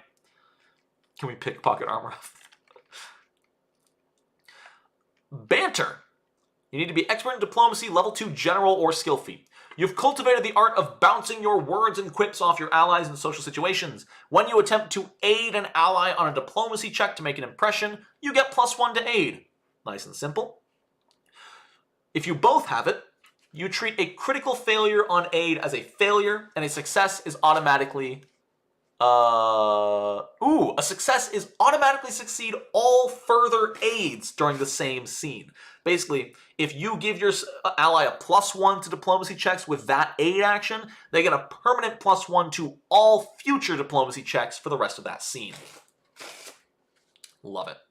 Yo, what's up, Nairufa? Good to see you. Oh, man. Twist the arm. What? Oh, what is that? Is that disarm support? When an ally attempts to disarm a creature you have grabbed or restrained, you may aid as though you had made suitable preparations to help. So this just lets you aid as a reaction without preparing to aid. Specifically for disarm, but you can aid whenever you want. I should have general, you're right. I believe all skill feats are general, but not all general feats are skill. We might have done it backwards. Teamwork benefit. When you successfully aid a teammate this way, in place of the normal bonus, you may instead apply the following effect. If your teammate rolls a success on the check to disarm, they get a critical success instead. If your teammate rolls a critical success, you may either kick the disarmed item up to 10 feet in a direction of your choice, or pick up the disarmed item. If you don't have a free hand to pick up the item, you may release the disarmed creature to do so. We just made it so that you don't need to critically succeed to actually disarm someone. You just need 2 people there. It's a little bit of an investment. You need 2 people expert in athletics, both with this skill feat. But you can now disarm on a normal success. We're doing everything we can to make disarm useful without breaking the game. Dual Blast. You need to be able to cast spells from spell slots and have an ally within 30 feet who can cast spells with spell slots. When weaving your spells, you leave room for fellow casters to infuse a bit of their magic into it. When you cast a spell from your spell slot that deals damage and doesn't have a duration, an ally within 30 feet may spend a reaction and a spell slot or prepared spell of the same level to grant you a status bonus to your spell's damage equal to your spell's level. So that's okay. That is, I'm casting a level 1 magic missile. It's going to deal 3d4 plus 3 to a target. And my ally sacrifices a level 1 spell slot to give it +1 damage. It's not a lot. But what if you both have it? Your teammate may expend a spell slot of any level to grant you the status bonus. If they expend a spell slot of the same level or greater, you gain a +1 circumstance bonus to your attack roll or spell DC. It's very rare to get bonuses to spell attack rolls. We're making it hard to get, but we're making it possible. The best thing about a feat like this is that you can do it in either direction. If it's a wizard and a sorcerer who both have this, the wizard can give the sorcerer a +1, or the sorcerer can give the wizard a +1 whenever it's necessary. You know what I'm saying? It's not a permanent +1, because Paizo said no +1 to spell attack rolls, but it's there. Yeah, this one is okay. The hardest part with recommending this one is it's a class feat, but in defense, spellcaster class feats tend to be weaker than martial class feats anyway. Spell slot cost is pretty high. Would be nice if they could spend the reaction plus action to cast their spell too. That would be a little broken, I think. Maybe if you could do it in such a way, and maybe there is one at higher levels, who knows. Maybe there's one where they spend their reaction and gain the stunned condition equal to the amount of actions their spell costs. So, if they cast a 2-action Scorching Ray with a reaction on a teamwork feat, they're stunned 2, so they lose 2 actions on their next turn. Something like that. Get Back! Auditory class feat. You call out to your allies coordinating your assault. An ally of your choice who can hear you can spend their reaction to step. Then, you cast a spell with a cast of 2 actions or fewer. This lets your ally hopefully get out of the splash radius. Or if they're right on the edge of a fireball and you can't work it around them, they get to take a step action, they move 5 feet, and then you blow up the area. Your teammate can step as a free action instead of a reaction if you both have it. That one's less useful, but again, if you're both spellcasters, there's a chance you might land in each other's range. Some cool little repositioning. Redirect Shot. You position a part of your panoply? What is a panoply? A complete or impressive collection of things. How does that... Panoply. Panoply. I've never heard that word before. I don't know. Choose an ally within 30 feet until the beginning of your next turn. When that ally makes a ranged strike, they can treat your position as their own for the purpose of determining cover. It doesn't give you extra range, but it does mean that it can bounce off of you and get around a wall or something. That's rad. Teamwork benefits. If you both have it, you can choose any number of teammates when you use this action. Affected teammates can also treat your position as their own. That one reads weird. If you and an ally both have the feat, you can choose any number of teammates? That one's a little bit weird. Affected teammates can also treat your position as their own when determining range increment. That's the big teamwork benefit there, is you can treat each other as the starting point of your attack roll. Bounce a bullet off your sheriff badge, yeah. Slice and dice, 2 actions. You set up your opponent for your allies to finish them off. Make a melee strike. If the strike hits, each ally with whom you are directly flanking can spend their reaction to increase your damage by 1d6 to a maximum of 1d6 per weapon damage die of your attack. I guess you can stack this if you have someone directly flanking with you and someone with reach. You could get upwards of 2d6. If more than one ally has the feat, you can multi-bounce. Okay, interesting. Teamwork benefit. Teammates can spend their reaction to increase your damage as long as they threaten the creature, whether or not they're flanking it. That's nice. That's really cool. Oh my god, so you can all just okay, imagine. 3 characters, a fighter, a barbarian, and a rogue. They each have slice and dice. Each of them can spend the other character's damages, even if they're not flanking. You make sure 2 of them are flanking, so the rogue gets sneak attack, and each of you just gets a plus 1d6 damage. Ooh, that's gross. I love it. Two-handed delivery. As for one action, you are adjacent to an ally wielding a two-handed weapon. You launch yourself off of your ally's weapon to strike from further away. Step, then make a melee strike. If your attack or your ally's weapon has disarm, shove, or trip, you can perform the corresponding action instead of a strike. Teamwork benefit. In place of a step, you may leap or long jump directly toward the target of your strike. If you are a master in athletics, you may spend a second action to high jump toward a flying target. Determining the DC using the long jump DCs and increasing your maximum distance to double your speed. Immediately after the strike, you fall to the ground if you're in the air, even if you haven't reached the maximum distance of your jump. If the distance you fall is no more than the height of your jump, you take no damage and land upright.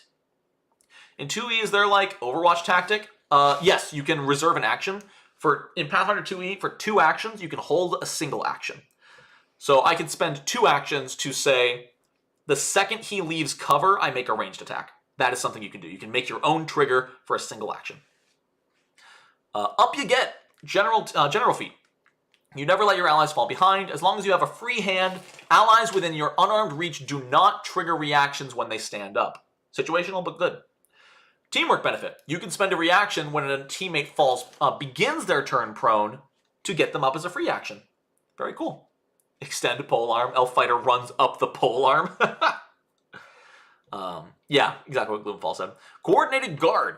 Your allies are familiar enough with your combat tactics to protect themselves at a moment's notice. Your allies gain a +1 to saving throws against abilities.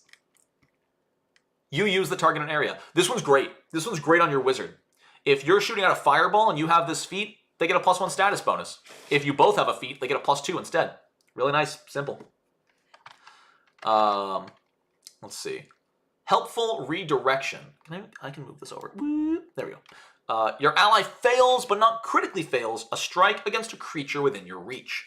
Your allies rarely miss when you're there to help. Make a melee strike against the target. If it's a success, your strike deals no damage, but the triggering ally treats their strike as a success instead.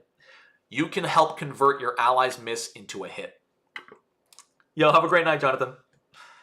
Oh, man. I love you and everyone who participated in doing this already makes the book worth it. Hell yeah. This book is amazing. And I'm allowed to say that because I didn't write a lot of it. So, like, I'm allowed to say it's amazing and I'm not just complimenting myself. I'm complimenting our incredibly talented team.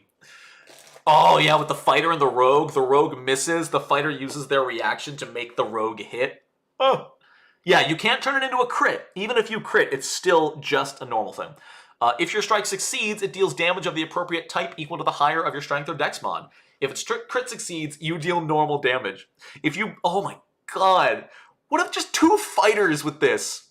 Just 2 fighters with helpful redirection. Just, for lack of a better term, just jerking each other off on their 3rd attack. Sure, you've got low multiple attack penalty, so you're gonna miss that 3rd attack. But guess what? Your fighter friend is gonna make sure it becomes a hit. Better 4 fighters. 4 fighters, all with helpful redirection. There's no such thing as a miss. There's no such thing as a miss when it comes to that team. All with combat reflexes.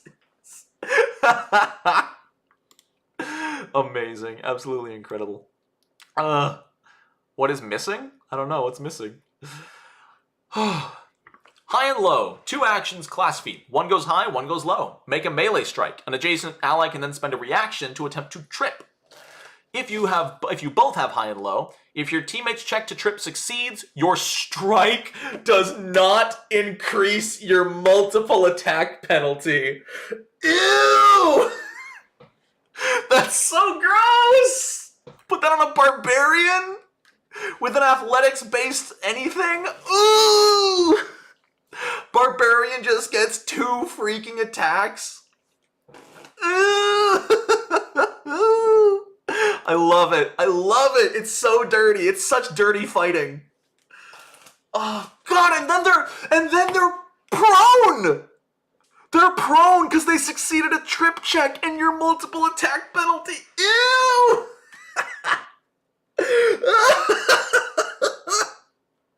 Like, it's not broken because it's still 2 separate feat investments and 2 actions. And if it fails, you just spent 2 actions and your ally's reaction. But ew! That's so good. Saving hand. As a reaction, if an adjacent ally attempts a reflex save against a hazard, you may attempt to aid your ally's save using your own reflex saving throw modifier, even if you haven't prepared to do so. Nice. And if you both have it on a success, you may treat your teammate, treat their save as 1 degree of success better. Yeah, just really good at saving an ally from a trap. Love it. Oh boy. That's so gross. I love this. I love this so much. Tandem climbing, level 7, master in athletics and combat climber. You've learned the easiest way to climb a mountain is with a partner. You reduce the simple DC for climbing surfaces by 5. Additionally, when using a climbing kit, you no longer move half as quickly. You can forego this benefit to extend the DC reduction to an ally. Nice, you can make climbing easier for an ally. Yeah, you become like a Sherpa. While climbing the same surface as a teammate, you have a climb speed equal to 5 feet plus 5 feet for every 20 feet of land speed. And if you are attached to a surface via climbing kit, you can climb without a free hand. Good stuff. Neat little way to get a climbing speed. Cool. They're just playing ice climbers. Ice climbers! Oh, do y'all want another page of teamwork feats? Because we got another page of teamwork feats. I thought we were done. Terrifying emphasis. As a reaction, if you are master intimidation, when an ally strikes, you're quick to follow up with a threat. Demoralize the target of your ally's strike. And if you both have it, you can demoralize the target of your teammate's strike even if it's temporarily immune to demoralize. If your teammate's strike was a critical hit, roll with advantage. Love it. The fighter hits the bard. Yeah, you want more? Yeah, come on. Aren't you scared of him? Yeah. I love it. Distant shield. As a reaction, you have a shield raised and the triggering ally has a free hand.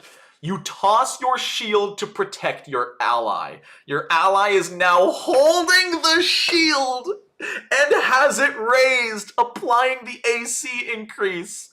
Oh, that's so cool!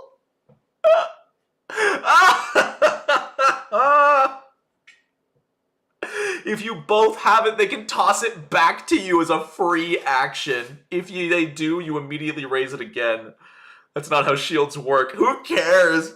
You throw it, they hold their hand out. Shwunk. That's so good. Oh. That might be my favorite thing. Oh, what happens if they're holding something else? Oh, it doesn't say they have, it says they have a free, they have to have a free hand. That's one of the requirements, they have to have a free hand. Oh, it's so good. Impart shield. Distant shield and impart shield are treated as the same feat when determining teammate status. Interesting. As a reaction, you can transfer your magical properties to another. Oh my god, it's the same feat, but it's for the shield cantrip. Oh my god, it's the same feat for spellcasters, but they work together. Distant shield and impart shield are treated as the same feat. So if your wizard has impart shield and your champion has distant shield, you still get the teamwork benefit. Oh my god, that's so cool! Oh!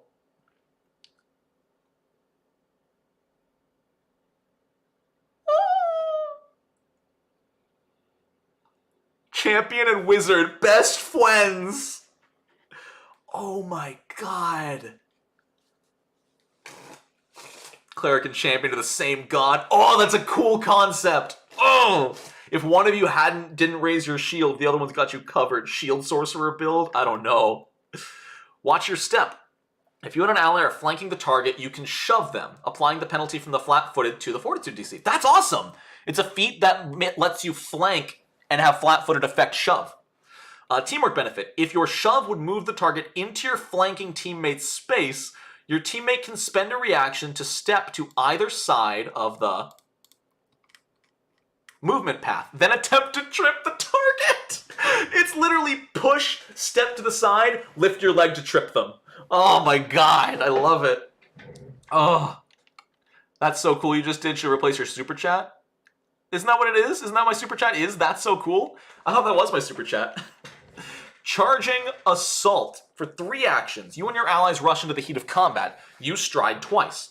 Allies within 15 feet of your starting point can spend their reaction to stride. If you end your movement within melee reach of at least one enemy, you can make a melee strike against that enemy after all strides have been resolved. Okay, so on its own, it's just a full teamwork rush with you getting, what's the barbarian or sudden charge. It's sudden charge and your allies can move too. And teamwork benefit. A teammate that ends their movement within reach of the enemy creature can make a melee strike as part of their reaction. Ooh, they lose an action on their next turn. But this is 3 actions, move a bunch of you 15 feet. Oh, no, they're within 15 feet of you, up to an enemy, and all attack them. Oh! Let's go. It's the Sivir ult. Yeah, give everyone attack speed. Pincushion. 2 actions. You grab your opponent, twisting them into position for your ally to get a shot in. Attempt to grapple an adjacent creature. On a success, an ally of your choice within 30 feet can spend a reaction to shoot them. Oh god, you tell your ally, shoot me! And then make the enemy your freaking human shield. Oh, it's so good! If you both have the feat, it's a single action. If you do, only a teammate can make the range strike. Only a teammate? Wait, if you do, only a teammate can make the range strike. On a success, an ally of your choice within 30 feet. What's the difference between an ally and a teammate? Oh! Oh, teammate is someone who has this, is your teamwork benefit. Someone else with pincushion. Gotcha. What if your ally's using a cannon? Well, it's still the target. It's special beam cannon from Dragon Ball Z, you're right! Oh my god! It's just... It's just special beam cannon. Unfortunately, it's only for physical weapons. It can't be used with a spell. But cannon does not drill. That's what makes it special. Blended spell. Does disintegrate count? No, it's not a ranged strike. It's a ranged spell attack roll, which is different. Does an ally mean that an animal can make the grapple? You have to make the grapple. The ally makes the ranged shot. And your animal companion does not have the feat. With peasant railgun. That's not a thing in Pathfinder. Makanko Sapopo. Makanko Sapopo. Forget it. Alright, blended spell. 3 actions, once per 10 minutes. With practice and collaboration, you can use an ally's magic to deliver your own. Choose a spell you can cast with a casting time of 2 or fewer actions, and that requires a saving throw. You ready to cast that spell with a trigger of an ally within 30 feet casts a spell. That requires a saving throw. And that spell's level is at least 2 higher than the readied spell. Alright, we're getting complicated. But you'll have a 14. You can prepare a 5th level spell, and your ally casts a 7th level spell.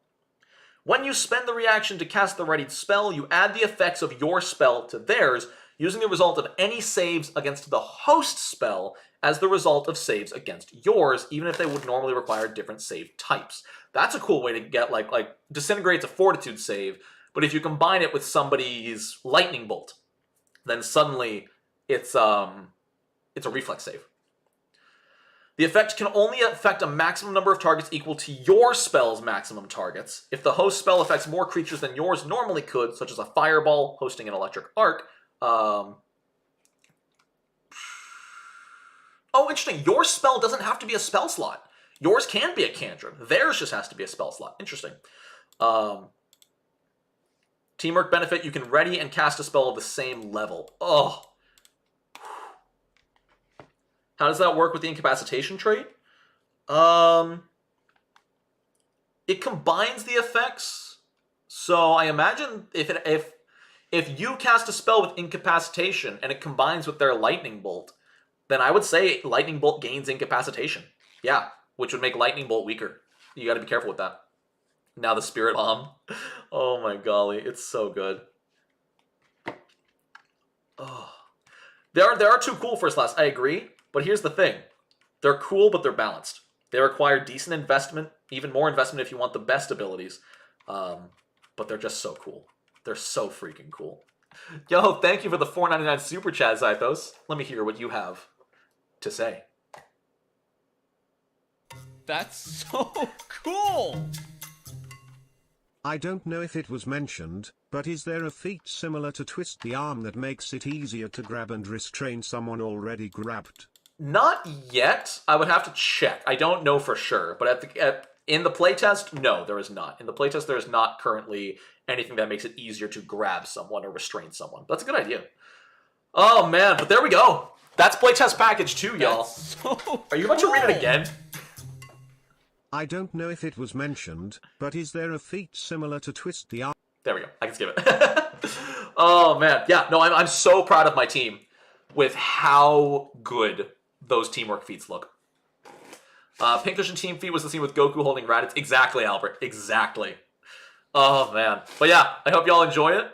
Remember, link in the description. If you want to pre-order Sinclair's library, there's a link in the description. You can pre-order just the Almanac, just the Codex, or both. When you do, you get instant access to the playtest package, so you can use all of this for yourself. It's all game ready. Right now, we're just looking for feedback on how to better balance it and catch some spelling errors.